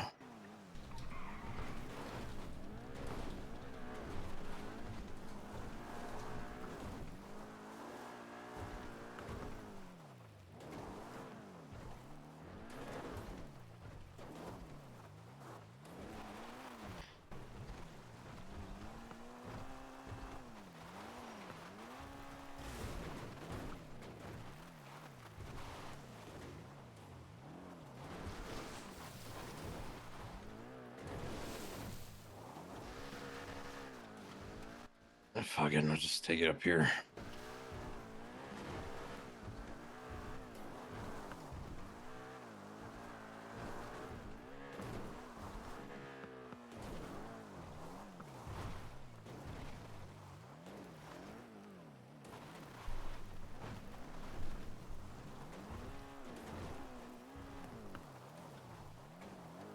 I guess I'll just stop us here. Oh, careful! No! Oh god, no! Please, please tell me, dude. Happened? Please tell me you're okay.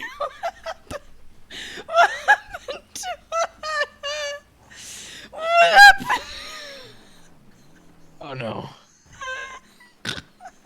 bro. What happened? Oh no, no. Oh no.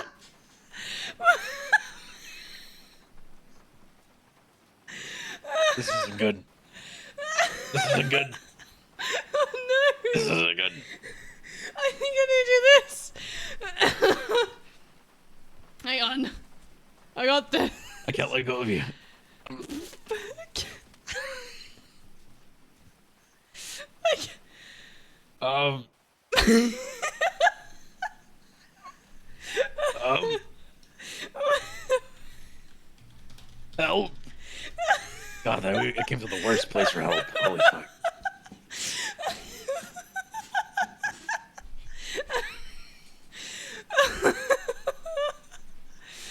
Uh,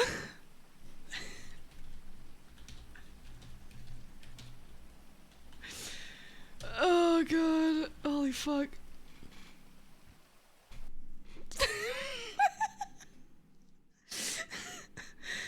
Oh my god.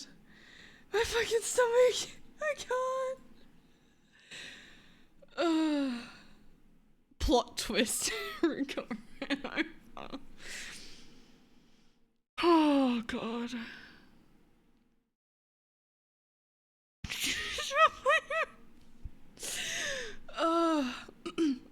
Be like, wee. Oh my god, I'm fucking crying. That was so funny.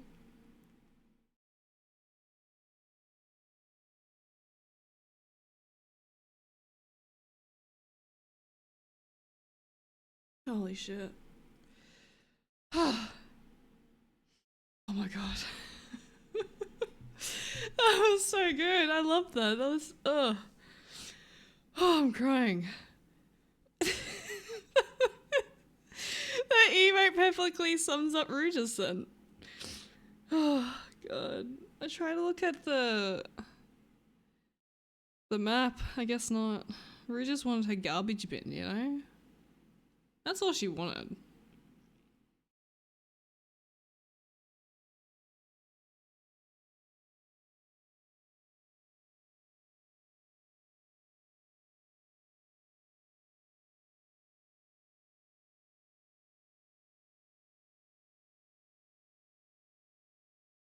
Also, Epiphany with the Prime, I'm so sorry. Thank you so much. I appreciate it. I just saw that. I'm so sorry. I appreciate the Prime. Thank you, thank you.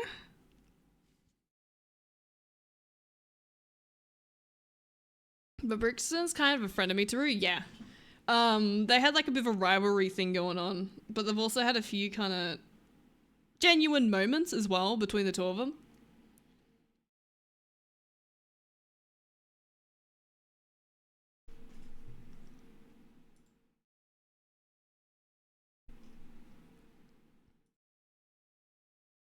He was really sweet when he was in the ICU, yeah. He was the officer that came and responded to that. I mean, probably up a building together probably helped sealed it. Yeah. Yep.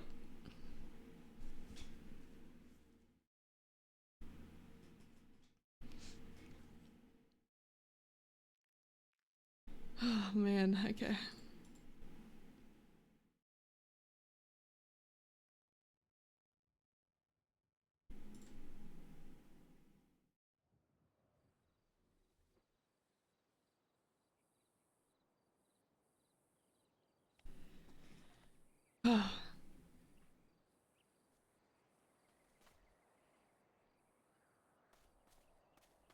Oh no. Oh no. Oh no. Are you able to hear me now?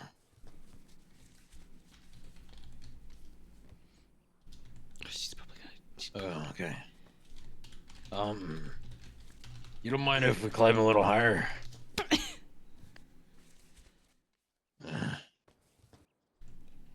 You don't look very good. Oh no, no, that's a brick, that's a brick, that's a brick, I don't need that. No, no, no, no, no, no, no, she's gonna go down. She's gonna go down. Oh, she's gonna die. She's gonna die. That's it. Do you need to go to the hospital? Okay.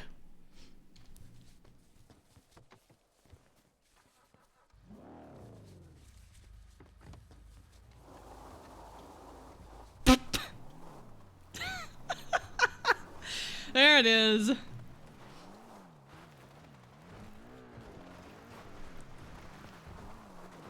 Oh my god.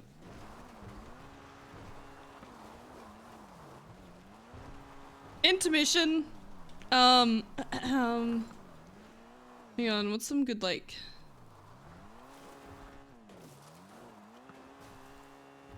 Where'd it go? Intermission real quick, just give us a sec. We'll get back to the roleplay in a moment. Just a bit of scuff occurred, you know?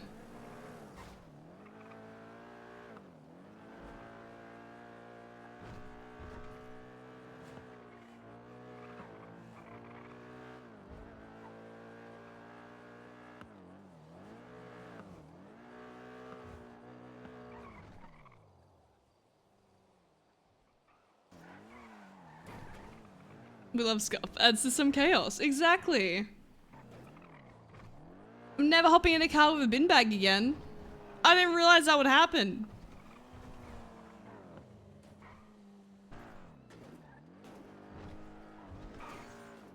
I had no clue that would happen. Okay. Didn't expect to die to bin bag, alright? Did not have that on my list of things, you know?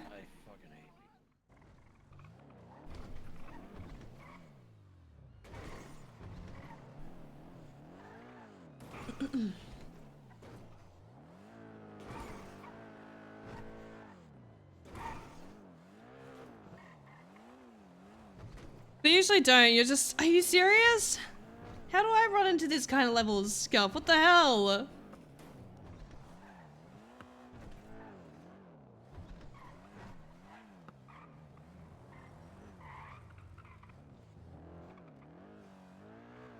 Leave it to me. Honestly. Because you're you. Yeah. Yeah. I agree with that one.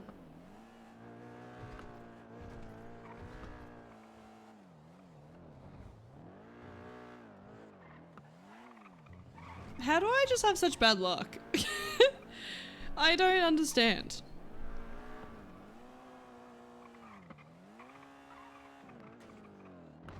This violin kind of slaps. Or is it cello? No, I think it's the violin.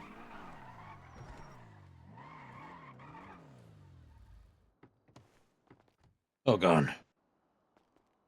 He just realized she's down. All right, come on. I get you over your shoulder. I get you over my shoulder here. There you go. Come on.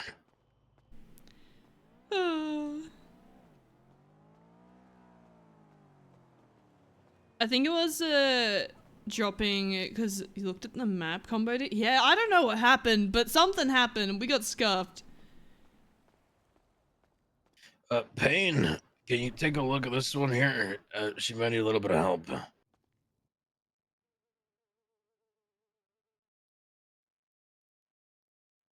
It was like almost where Rue was when she got taken to the hospital after a blood out.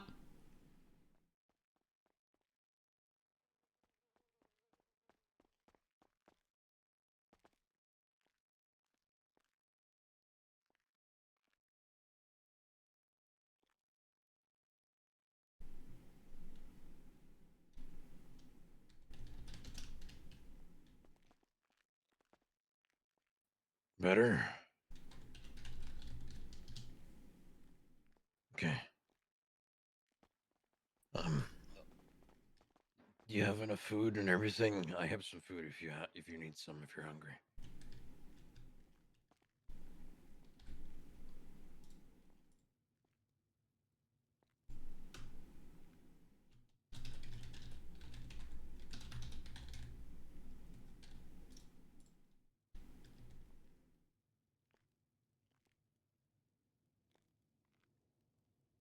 Okay. Here you go.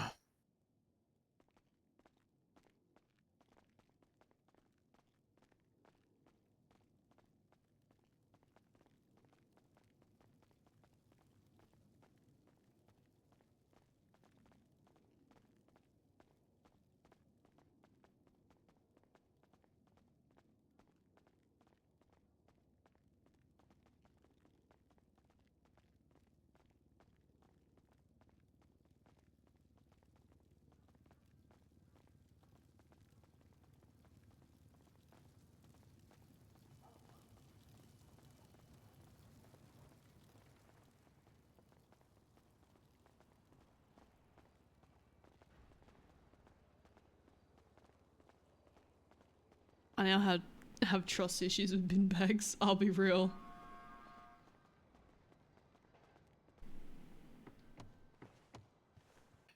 All right, part 2, Electric Boogaloo.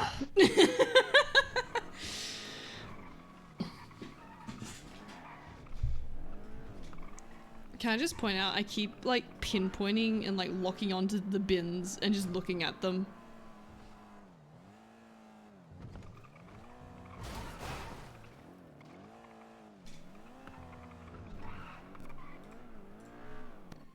Oh, that city's so loud.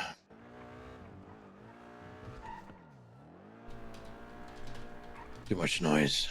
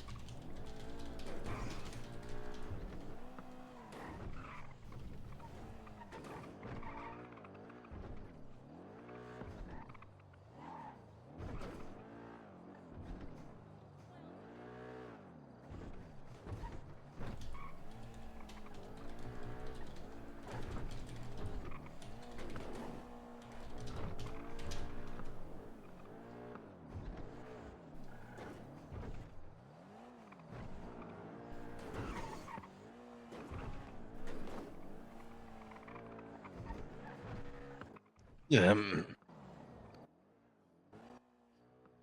I understand that. I I'm not gonna hurt you. Um, just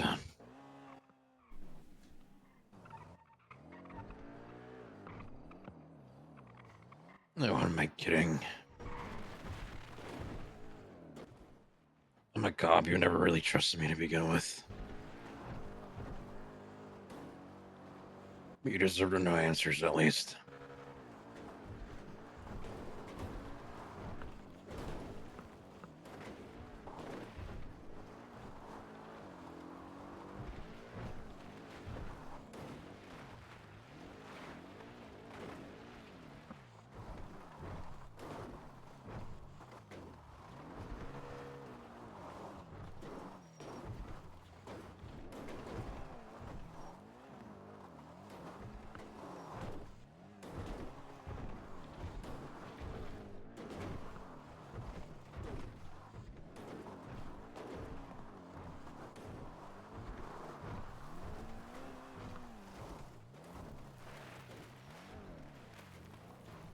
Shit, I gotta make it through that gorge. Okay, I fucked up. All right,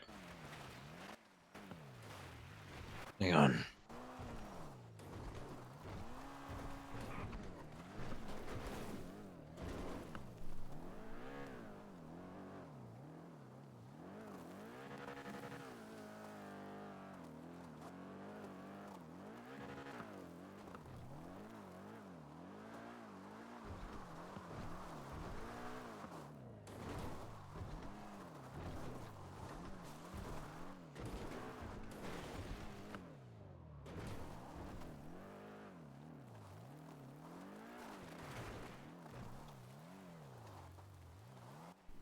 That's a ball. That's fine. Okay. Um.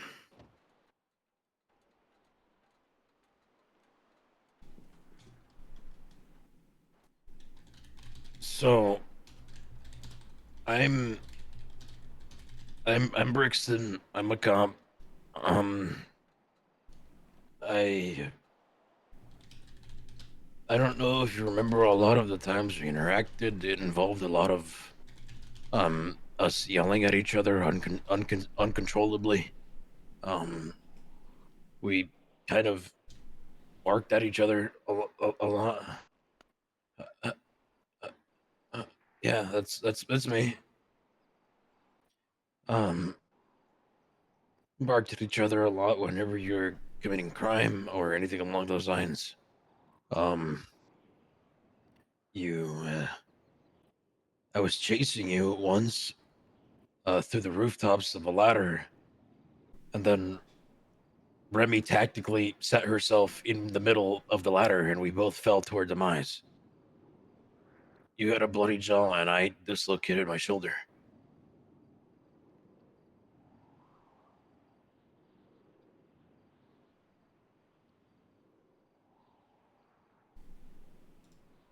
Um, you robbed the Polito, and you had a washing machine or a dishwasher. I think it was a dishwasher. And I just, I like the dishwasher because I thought it would be cool and funny if I just took it. And you wouldn't let me take it. So we made a gamble and a bet saying that if we caught you, you'd relinquish the dishwasher. And we ended up catching you after like an hour and a half. And and you said that you didn't want to relinquish it because it belongs branded you someone important, that you would get me one completely separately. Um, which I understood. Um, because it said it means something significant to you. Um, and I didn't want to take that away from you because I it was something you considered family. Um, yeah. Um, Is there any answers that I can give you, or do you just want me to start how kind of I found you?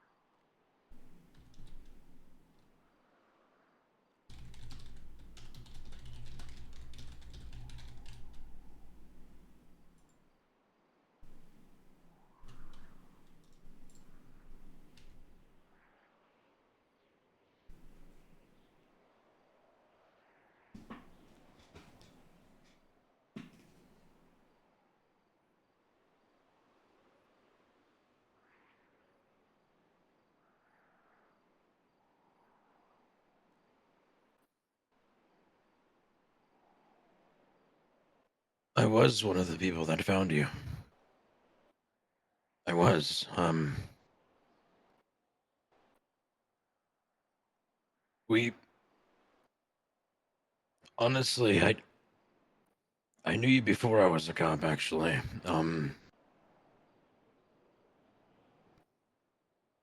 I used to work all the way down there in that big place with four walls in Sandy. I used to work in Bolingbrook many years ago. I would see her come in here and there, so I knew who you were. I didn't really have the opportunity to engage much in conversation, but there was some conversation in passing. Um, I I left the prison, um, and I joined back in the day. It was Sonora Desert, and that was my out. And that's where I guess, started meeting more people. Um, the way that I found you, um, you arrived in the hospital. You were an absolute mess. Um, and I understand if it's a lot of information to take in, and I understand that. If it's a lot, please just push me or something, punch me. It's just anything. Um, just it's you were completely dismantled of who you were. I couldn't recognize a thing from you. I wasn't able to recognize who you were. Nothing that would recognize a single bit of who you were. And I went to we had to figure out who you were because you were essentially dead, and we were gonna process you as a DOA, and then we ran a blood sample and fingerprints, and it came back to you. Payne told us that you were really messed up and you really needed a doctor. Um, I looked at Reese in full uniform. I looked him in dead in the eye. I looked at him and I told him, Reese, Do you know that I used to be a doctor in those four walls, and I was trained how to be a doctor by Miss Ottoman Sparrow? And I don't forget these things. I know what I can do, but I'm not gonna. I'm not. We thought about it. I thought about it. I was minutes away of just putting you, of just taking you, having him unlock the doors, and I'd figure out exactly what I can do to help you. Fortunately, doctors ended up coming around, and they ended up making sure that you were seen. Um, some people came to see you. Um, it was some guy called, I think his name was Capono. Um, Race was there. They were there to see you. Um, we we tried contacting. I think someone contacted Flop, and um, nothing. I don't think happened from that one. But you were in really bad shape the last time that I saw you. I asked Race about a week and a half after the accident of if you were still in the ICU and said that you were out. I said good.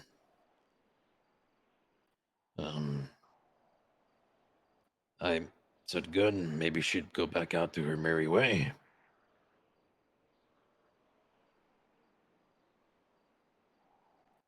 Um,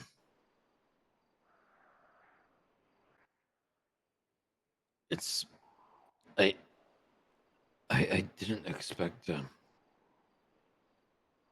Well, I'm sorry if it's a lot, but I didn't expect to see you like this. But I understand. Um, hey,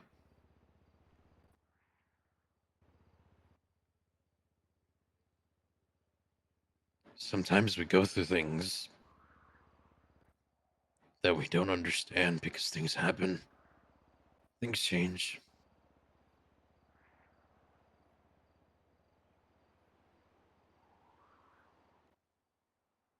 But you're always gonna have someone in your corner. There always will be. Um, you know, the thing that kind of drew me a little was the whole dishwasher thing. I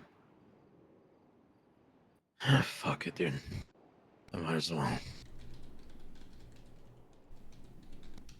I've been trying to open myself up a little bit more with some people, and in hopes that maybe I could show a little bit of a different side of myself to people. Knowing this, I can see this side of you. I think it's only fair that you see something else. Um, y- you, you may know my voice. You may not know exactly who I am completely, but what if I tell you that everything that I'm doing right now and presenting to you was a lie?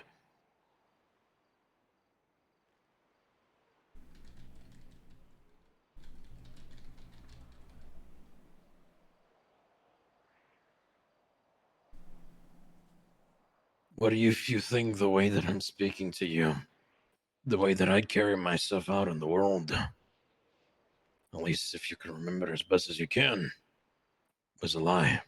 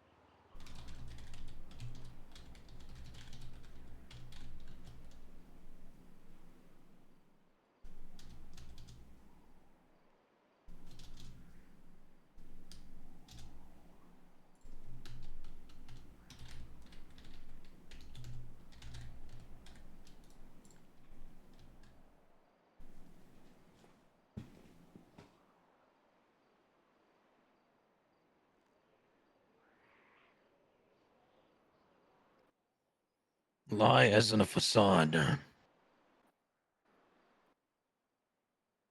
Lying to everyone.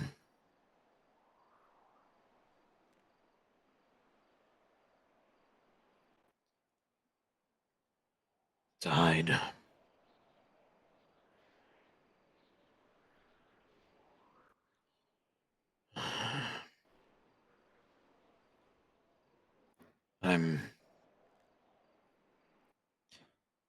I hope I don't regret this.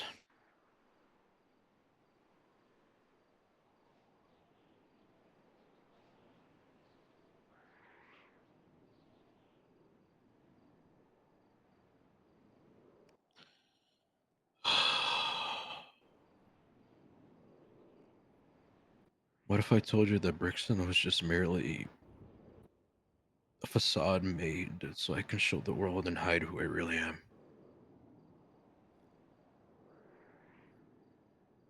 Lewis.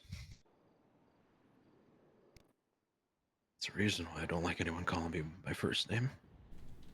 Because I want to beat the living shit out of them if they do. I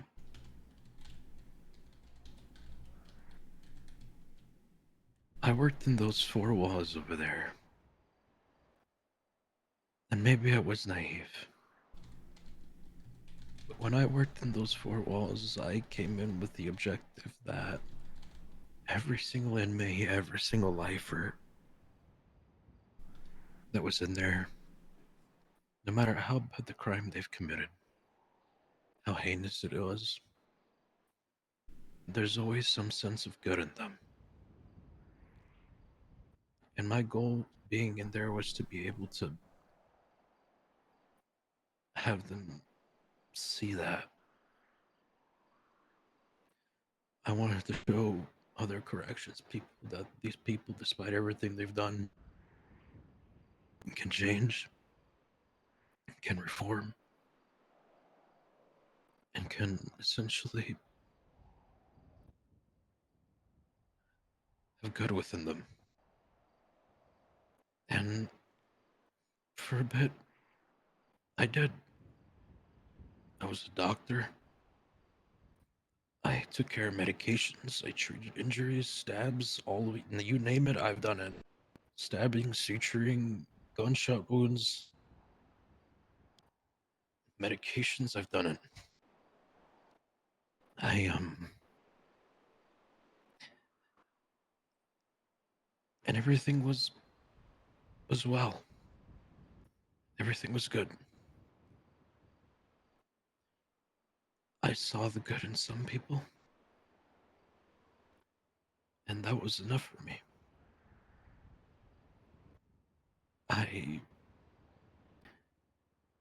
But unfortunately, the rest of the corrections and the upper positions didn't see that. The war in Sandy showcased it, and I fought in that war. And I'm glad I wasn't caught, because if I was, I would have been caught as a treasonist. And it just made me really angry. Oh, the corrections couldn't see that these people were good. That there was some light inside the darkness in their hearts. And I just wanted to show that to them. But they wouldn't see it. They wouldn't have it. Treating them like animals. And that lived with me for years. I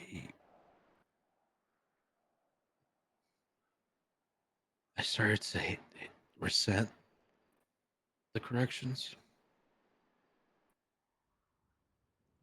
And I started smuggling weapons. Drugs, Special K, guns, grenades. I've smuggled them all in there. Made sure no one was looking. all in all, I was as corrupt as one could be inside those four walls. And I cut it close a couple of times. The closest time that I almost got caught was because of one person, and one person took the fall. And that person back then was Charlotte Spade. She took the fall for my corruption. And when Charlotte Spade got fired, it really kind of set alert for people to start looking into the corrections more.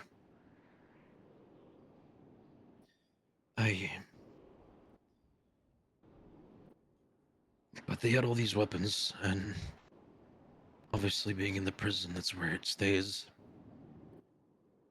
We had an incident one day.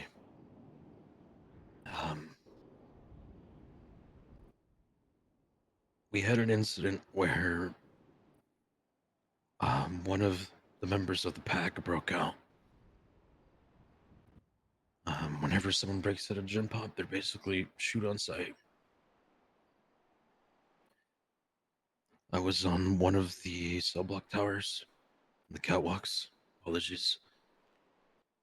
He started shooting other corrections officers with an assault rifle. And I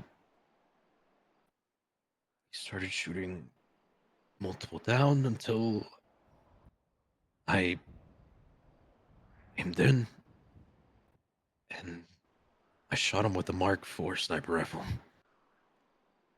And he fell down from the top of the roof to the ground of the sand. I didn't really like that feeling. That was the first time I had to shoot someone.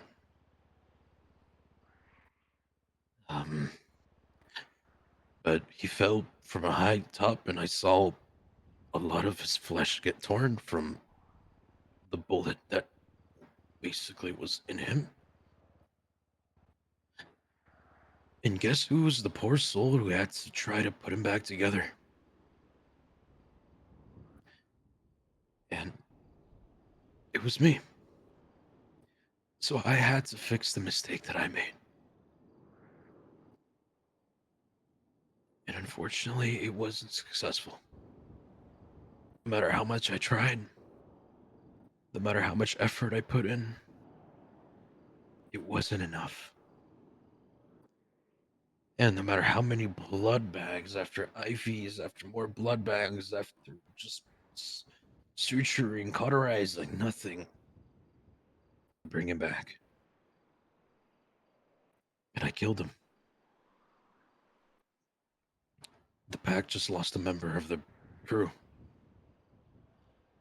And I a lot of people, a lot of the inmates, the lifers, they wanted to know who did it. That who was the one. Who was the person that killed a member. And the corrections did everything in its power to not leak any information about it. But they continued to speculate and occasionally hold people hostage about it. And as time went on, weeks went by. Weeks went by, and I continued doing what I normally did, smuggling weapons and spending time with the inmates. There was one inmate that I was honestly that probably had the most potential of all anyone for reform, and her name was Alea.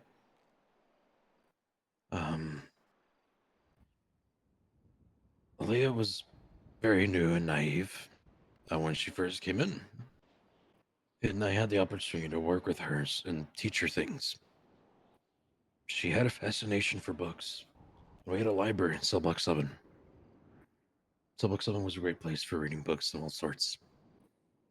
And but she got really close with that person that I killed. And when she found out that he died, when she found out that he died, she was distraught. No one told her.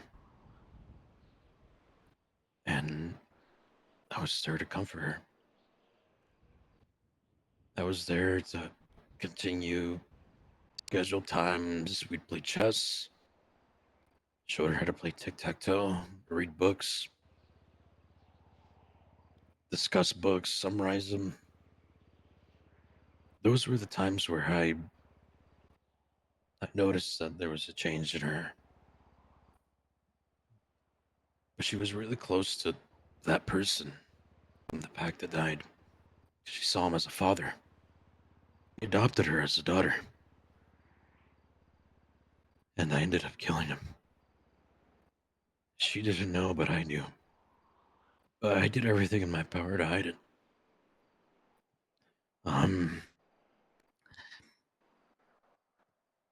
Days go by after. She's sitting down, a little bit distraught, but it's still a scheduled time for reading and games. We go to cell block 7. Continue into the library. I'm scrolling through the spines of the books, trying to find a book for her to read, and she's finding one for me. And as I turn around, I hand her a book. I notice that she starts lighting a book on fire.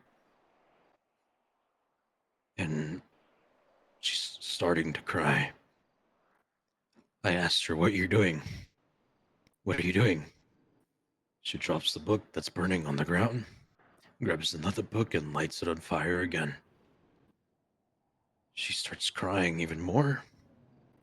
And I won't forget the words that she told me because I will remember them till the day I die. That you were the one to kill my father. You took him from me. And I cannot forgive you for taking him away from me. And she started lighting the spines on fire, throwing books at me that were all on fire. She threw down the shelvings down. I tried to get out of the library, but the door was locked.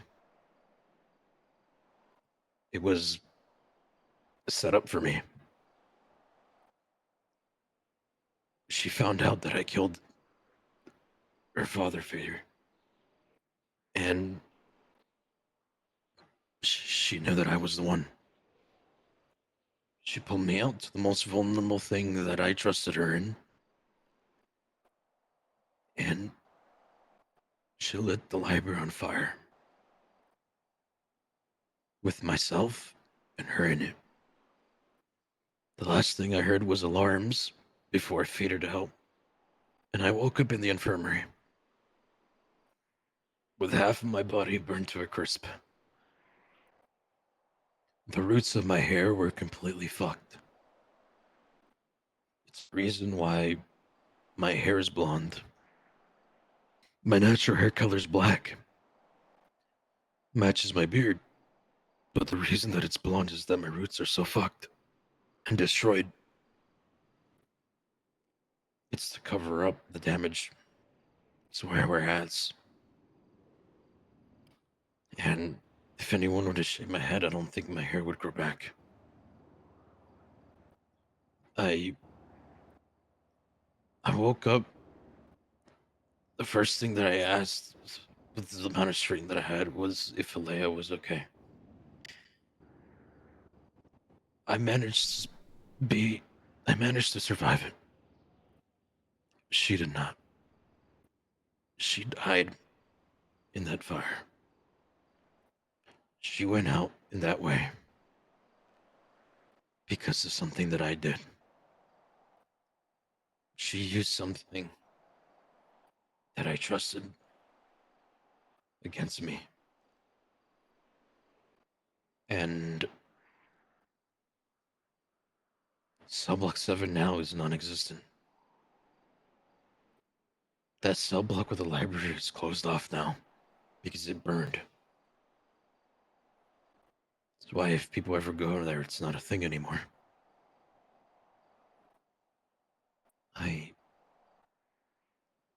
That moment changed me. It made me angry at the world. I was very upset at everyone. I was pissed at the inmates. For the first time in a long time, I started siding with the system. I hated everyone. I hated Sandy. I hated people. Because I was betrayed. They asked me if I can get them weapons. I said, no, go fuck yourself. I was mad. Angry with all of them. I couldn't handle them. And I just, if any opportunity I had to shoot, to kill them, I did. I could have. I wanted to. And then they started knowing that I wasn't going to help them anymore. After being backstabbed. After showing my true colors to people. After showing who I was. They started collaborating to kill me. In that direction, I'm getting planned my murder. The other direction, corrections are finding out information and investigating that I'm corrupt. They're putting the pieces of the puzzle together. I was pinned to a corner, Rue. I was pinned against a corner and I had no way out. And I was afraid. But I was angry. My anger was stronger than my fear.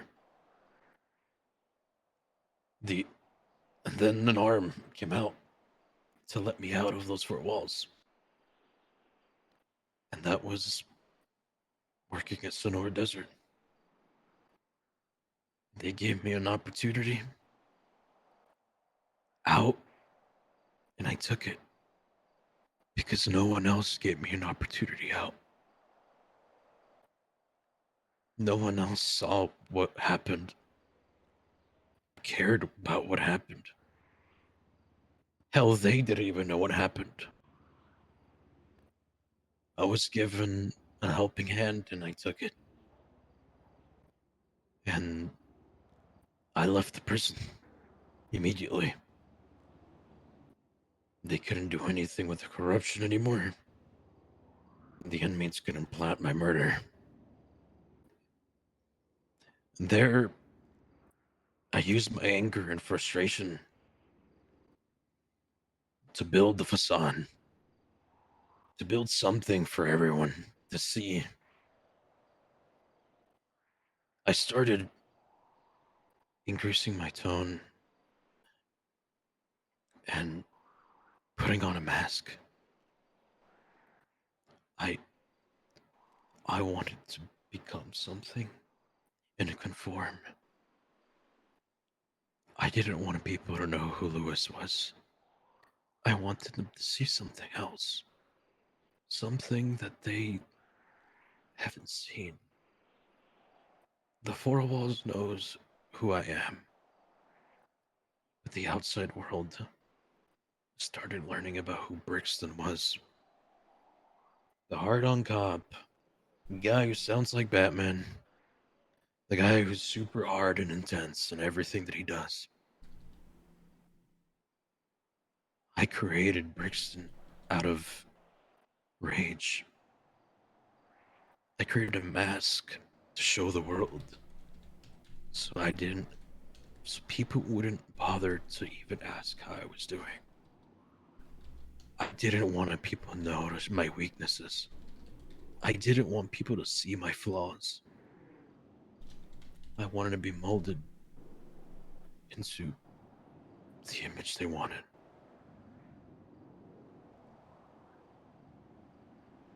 So when I tell you that this is a lie, Brixton was created as a facade. He's not who I truly am. He was made out of rage and anger. And this is me. Lewis.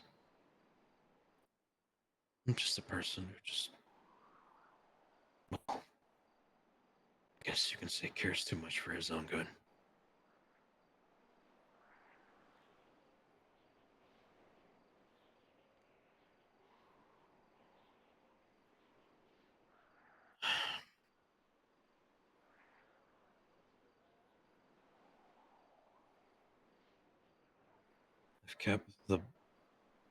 I've kept the Brixton facade for so long that it just became me.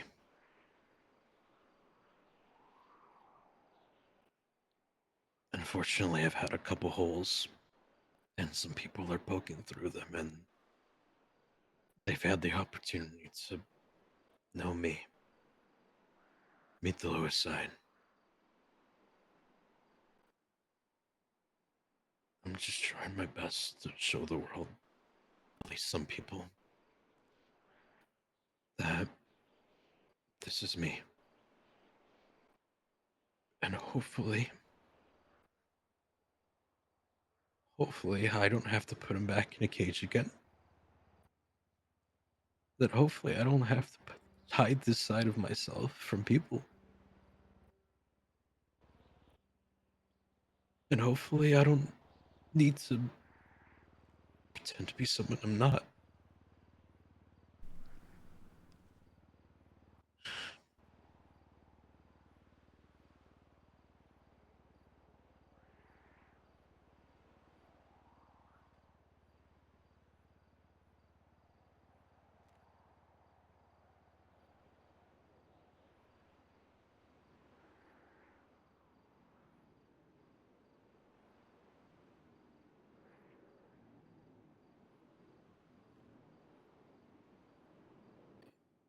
People always ask me why I chose this life. Being a cop. I'm not gonna lie to you. This was the only thing that I had. No one else gave me a shot. No one else gave me an opportunity. No one gave me a chance to prove who I was. Except for them.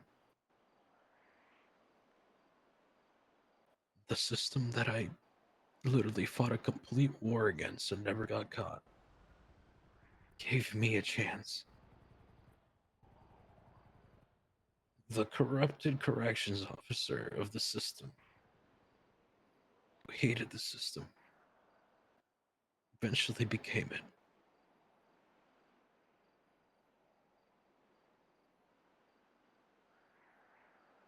Now I'm just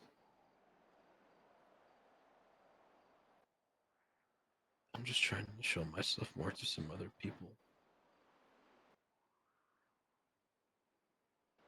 I just hope that one day I don't regret it. That one day I won't have to burn again.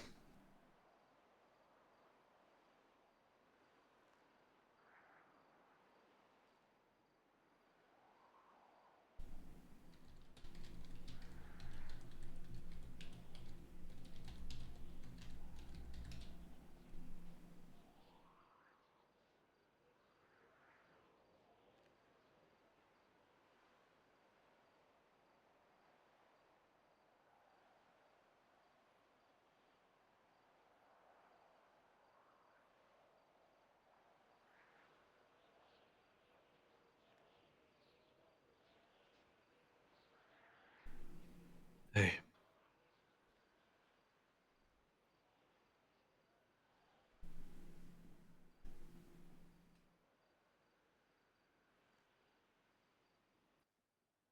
you're gonna be fine.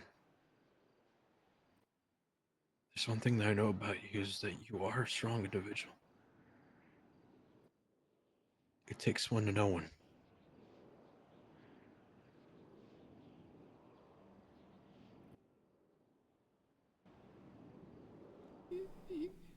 You, your voice. You told me to keep to fight.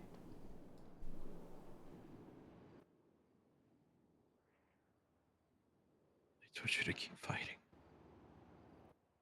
Because I know deep down in your heart you're a fucking fighter.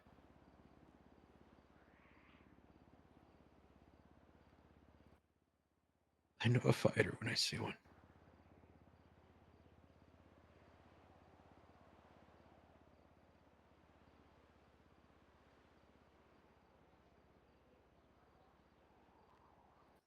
I'm still fighting myself. And sometimes it's hard. Like right now.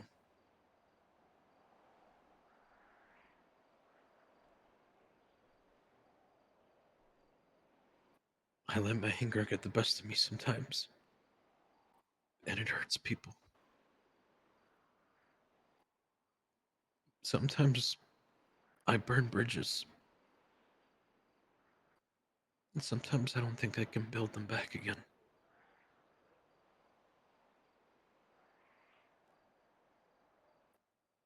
I just don't want to let the anger get the best of me anymore. I just don't want to feel like I just don't feel like I had a group of people who cared about me and just backstab me and just throw me away to the curb.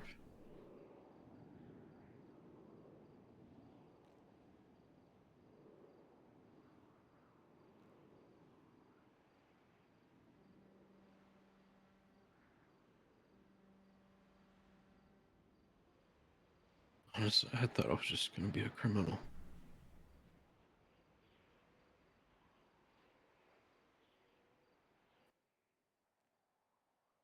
You're you're a fighter, bro. You always has been and you always will be.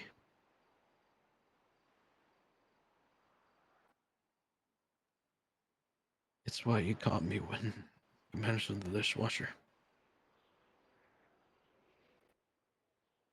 Because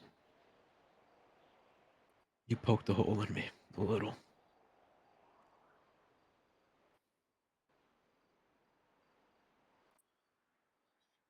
I know what it means to care about people.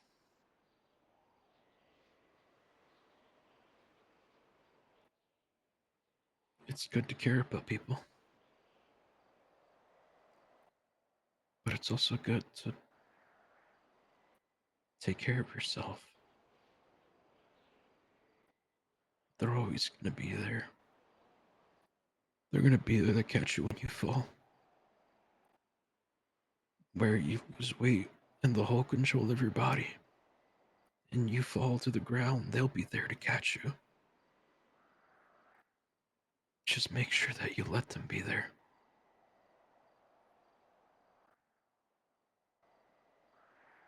'Cause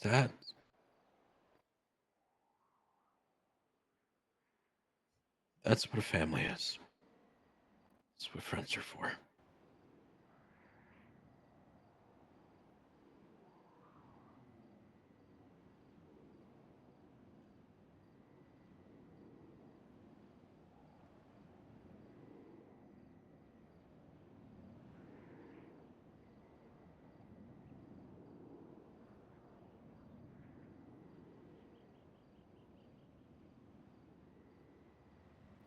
You don't understand how bad I wanted to just drop what I was doing and save your life myself.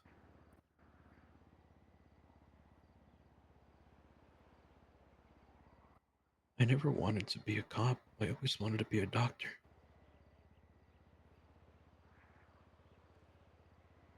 But unfortunately, the whole instance that happened in the prison killed my motivation.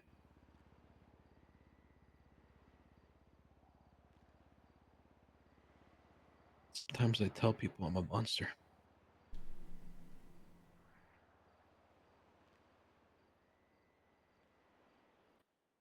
Sometimes I think I am.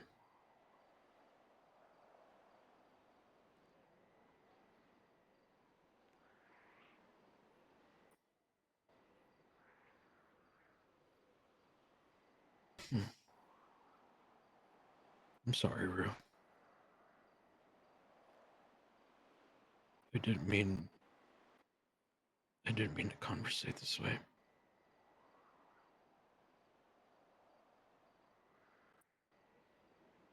I know that you're going through it right now.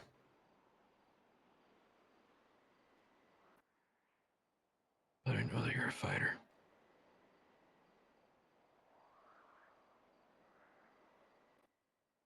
I don't know how long I'm gonna keep having this badge on me.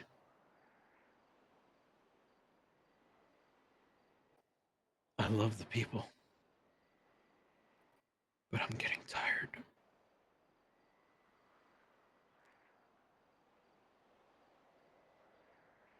I love fighting. And I always will fight.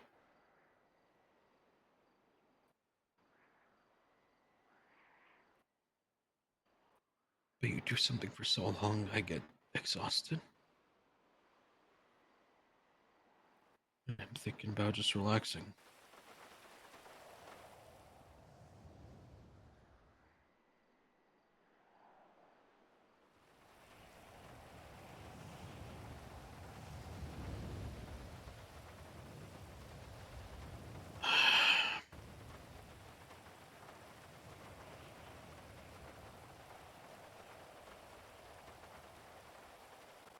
This is Miro. I'm Lewis. I worked in the prison for years. I was a doctor. I love being a doctor. But unfortunately, I didn't really have the best time. I was locked away for many years.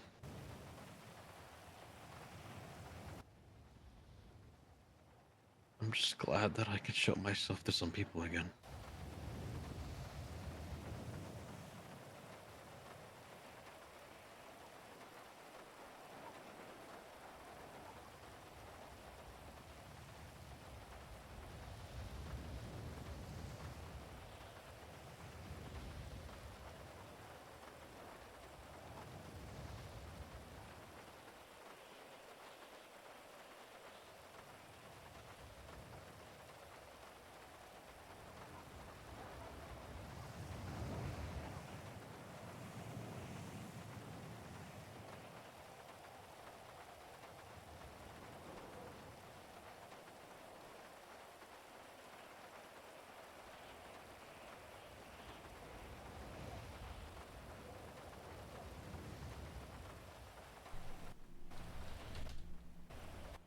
I have something here. Hold on.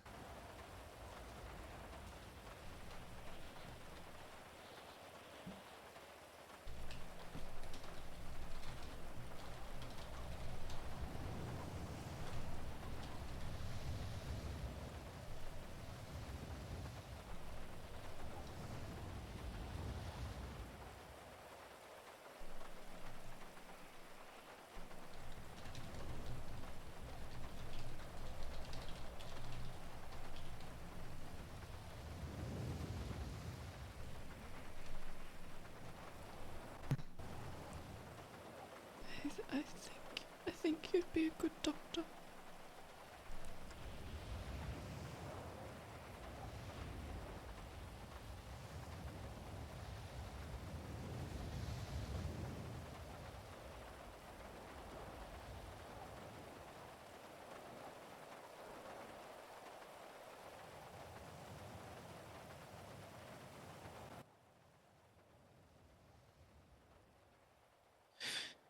I hope.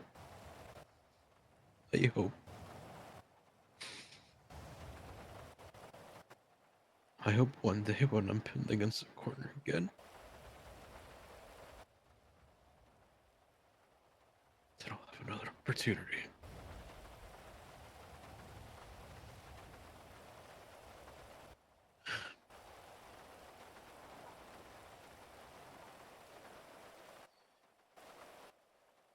Do you want to go? Do you live anywhere?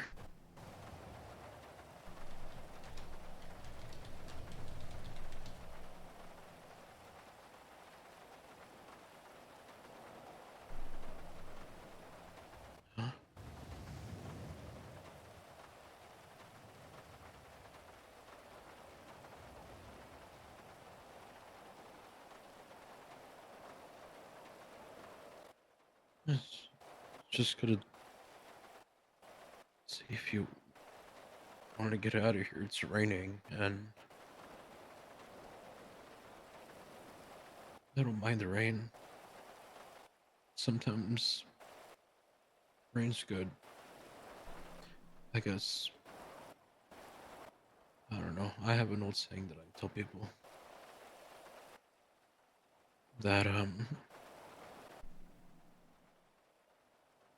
sometimes you don't need to be there to give you advice. Sometimes you don't need someone there to give you suggestions. Sometimes you don't need someone to hear you out.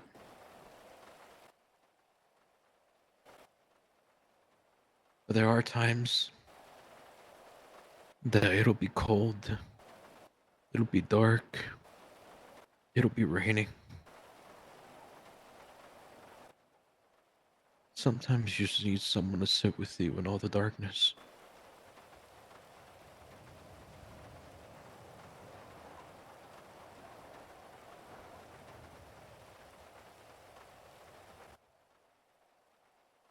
Sometimes that's all you need. I live in a tent Which tent? under a bridge near MRPT. Okay, I'll take you there.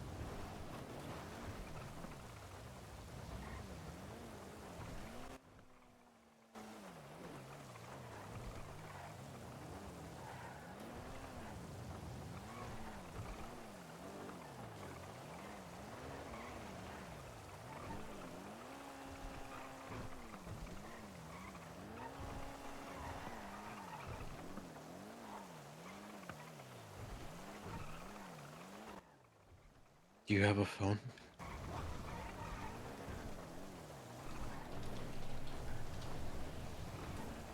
Okay.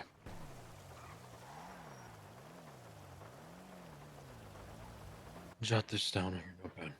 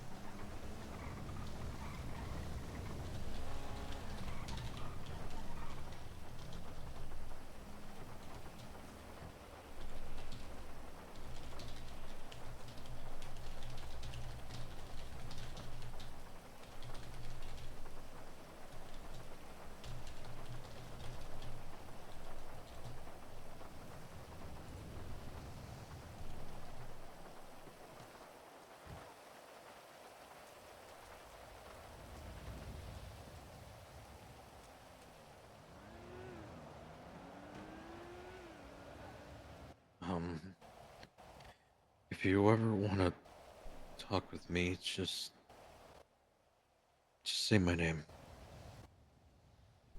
You can call me by my first name. Just not around a lot of people. I try my best to not show everyone as much. If you ever want to talk to me, you're more than welcome to. Brixton is still going to be out there on duty. Just lying to everyone. But you know who I am. Honestly, I didn't think I was going to tell anyone at all. I thought everyone was going to find out when I died. That when I died, people would know who I was.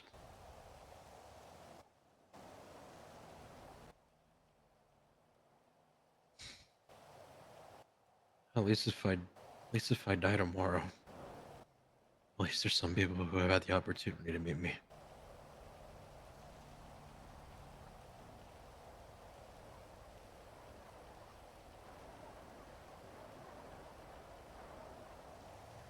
I wish the world deserved to see most of me.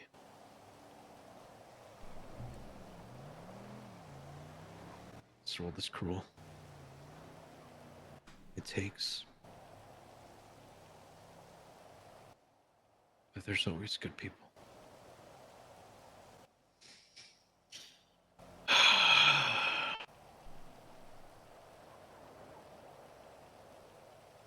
You're one of those good people. Who's good people? You are.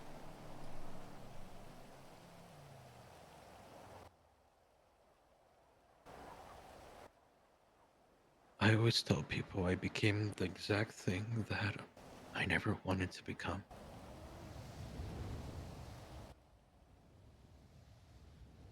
I guess me trying to be good is the closest thing I can do to be myself.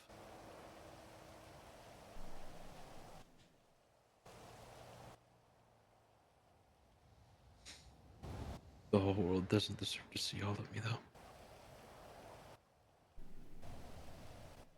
Just keep yourself safe.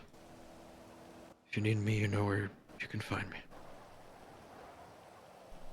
Just shoot me a text if you just want to talk, if you're indecisive, or if there's a lot of things that you just want to get out your chest.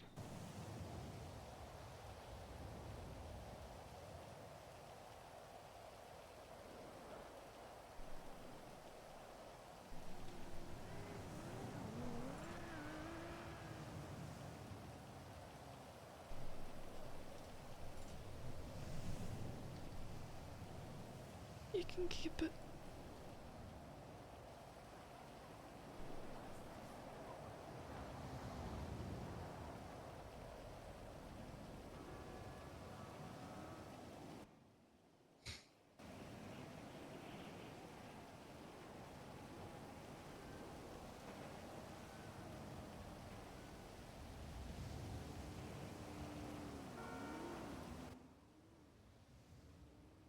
Are you sure? Yeah.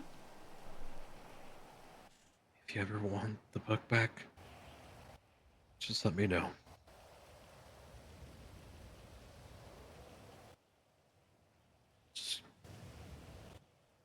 You can call me my first name if you want to speak with me. I'll be around.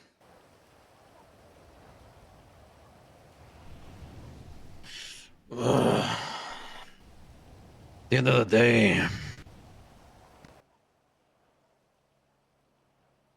I'm just glad that I'm glad you're okay. Keep kicking. I'll be around if you need me. Take care of yourself, bro.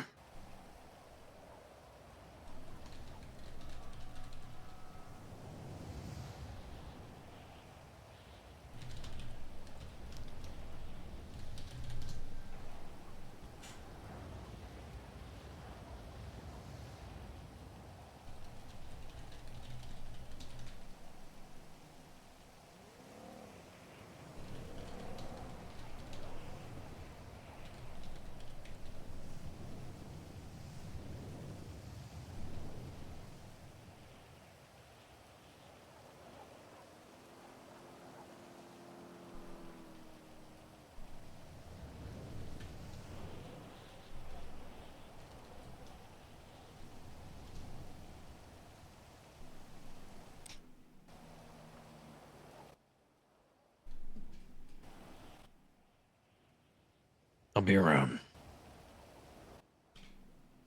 If I see you, I'll make time. I'll see you later, bro.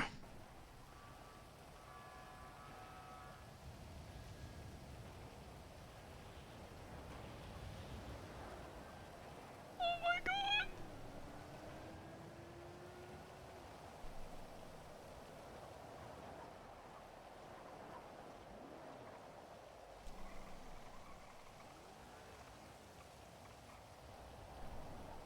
That was so sweet. Oh my fucking god. That was amazing. Jesus Christ, I was not expecting that, but my god.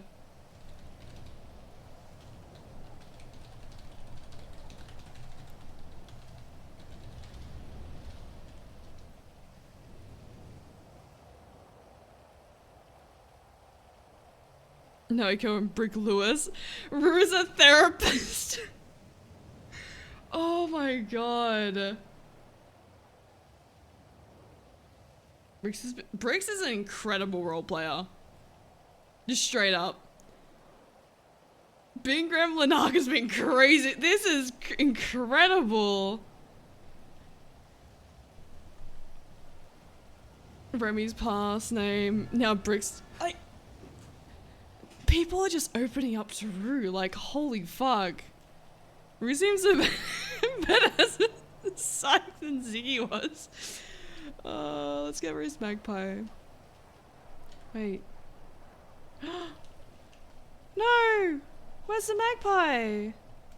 No! The items got despawned! No!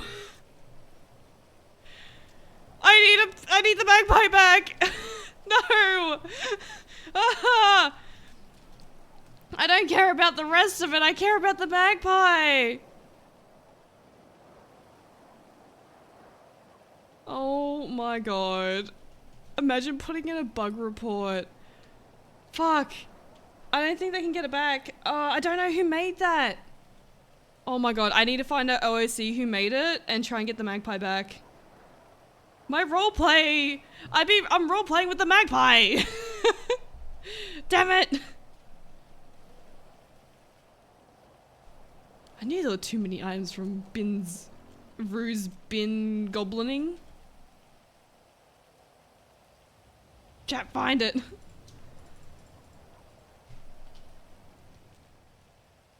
Let's put some shit down, I guess. Oh, it's back!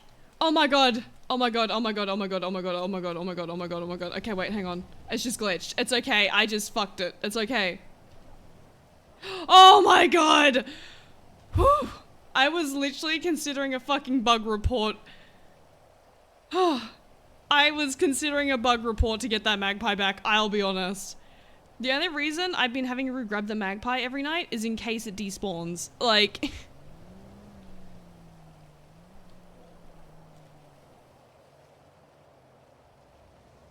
Oh, I had the biggest heart attack just then, Jesus Christ.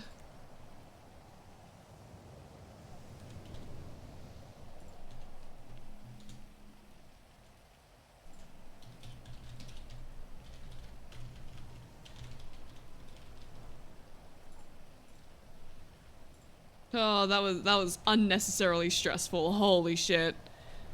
I regret nothing. That was so amazing, Briggs. Holy shit. Thank you for that. Oh my god. Can we get a shout out, please? Holy shit. I'll be honest, there were times where I'm like, oh my god, this is incredible. And I like moved away from my mic because I didn't want it to pick up. Like me just going, oh my god. Holy shit. That was incredible. Appreciated. Go give Briggs a follow. They play Brixton. Holy shit. I don't stream much. I do better. That is fine, but still, go give him some love, okay? Because that was incredible. Holy fuck. I honestly appreciate it. Holy shit. I'm still so shocked that people, like, opening up to Rusha at all. She's just become the the troll therapist under a bridge.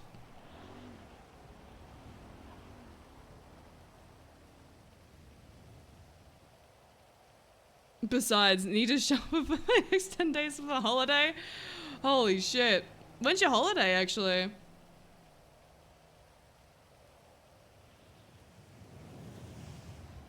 Oh my god, Aspect, you play home person, hey. I'll leave for Oz on Monday? Fuck yeah. Where you going in Oz? Bruh, hang on. Breaks. I have an issue I'd like to bring up. Why the fuck was I not hit up about you coming to Melbourne? I'll be real. Crimson divulged this information. Was like, oh yeah, nah, he's probably just saying he's gonna come to, like, Melbourne and just doesn't. Alright, I didn't know it was actually set in stone.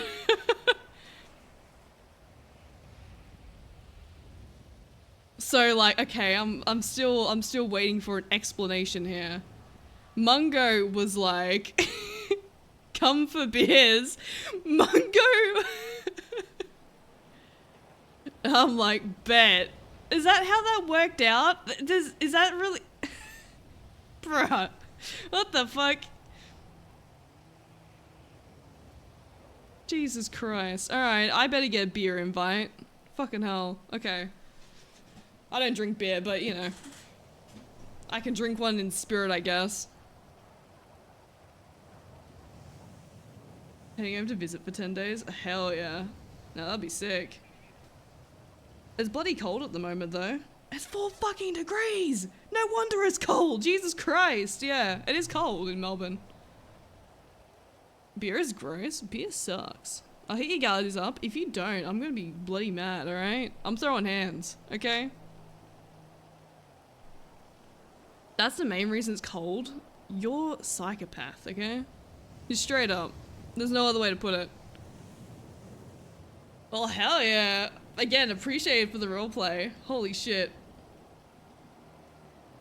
I will shout you a beer for that, actually. You know what? I can say, yeah, fuck yeah, I'll shout you a beer for that roleplay.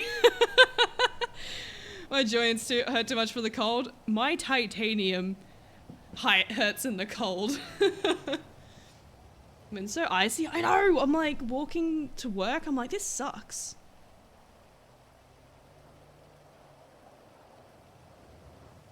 Three beers for roleplay? Hell yeah. I'll shout a beer. Easy done. Roleplay beers? Done. One from Mungo, one from Cutieno, one from Grim. That's so funny. Oh my god. That's sick. Oh my god. Okay. But I probably need to wind up and go to sleep. Because I have such a fucked schedule. I want to be online before work tomorrow. Usually I get to bed at 2 AM, but I kind of want to go and get myself a snack pack because it's not even snack pack Monday. I land Wednesday at 12. Wait, 12 AM or PM?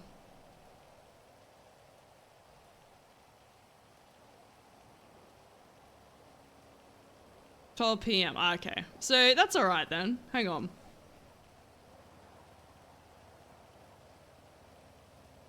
No, that's sick. You definitely gotta... I expect to hang out for beers, okay?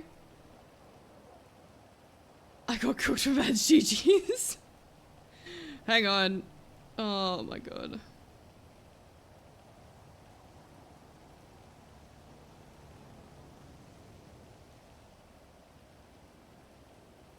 Alrighty. I am going to wrap up and go nine-nines. Oh shit. I'm gonna bring Mexican candies. Oh my god. Trade candies for beers? That's how that works, right? Right.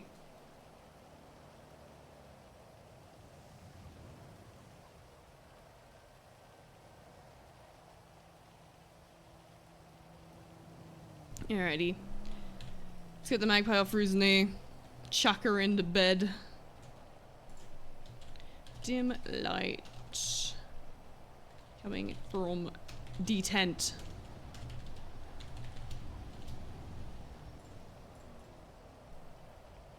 I'm literally an American entering Oz.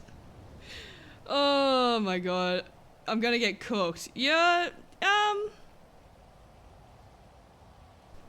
look, I've got you on Discord, don't I, Bricks? I can hit you up with a few things that might help. By help, it will make sense with the DM. Yeah, you do? Okay, easy.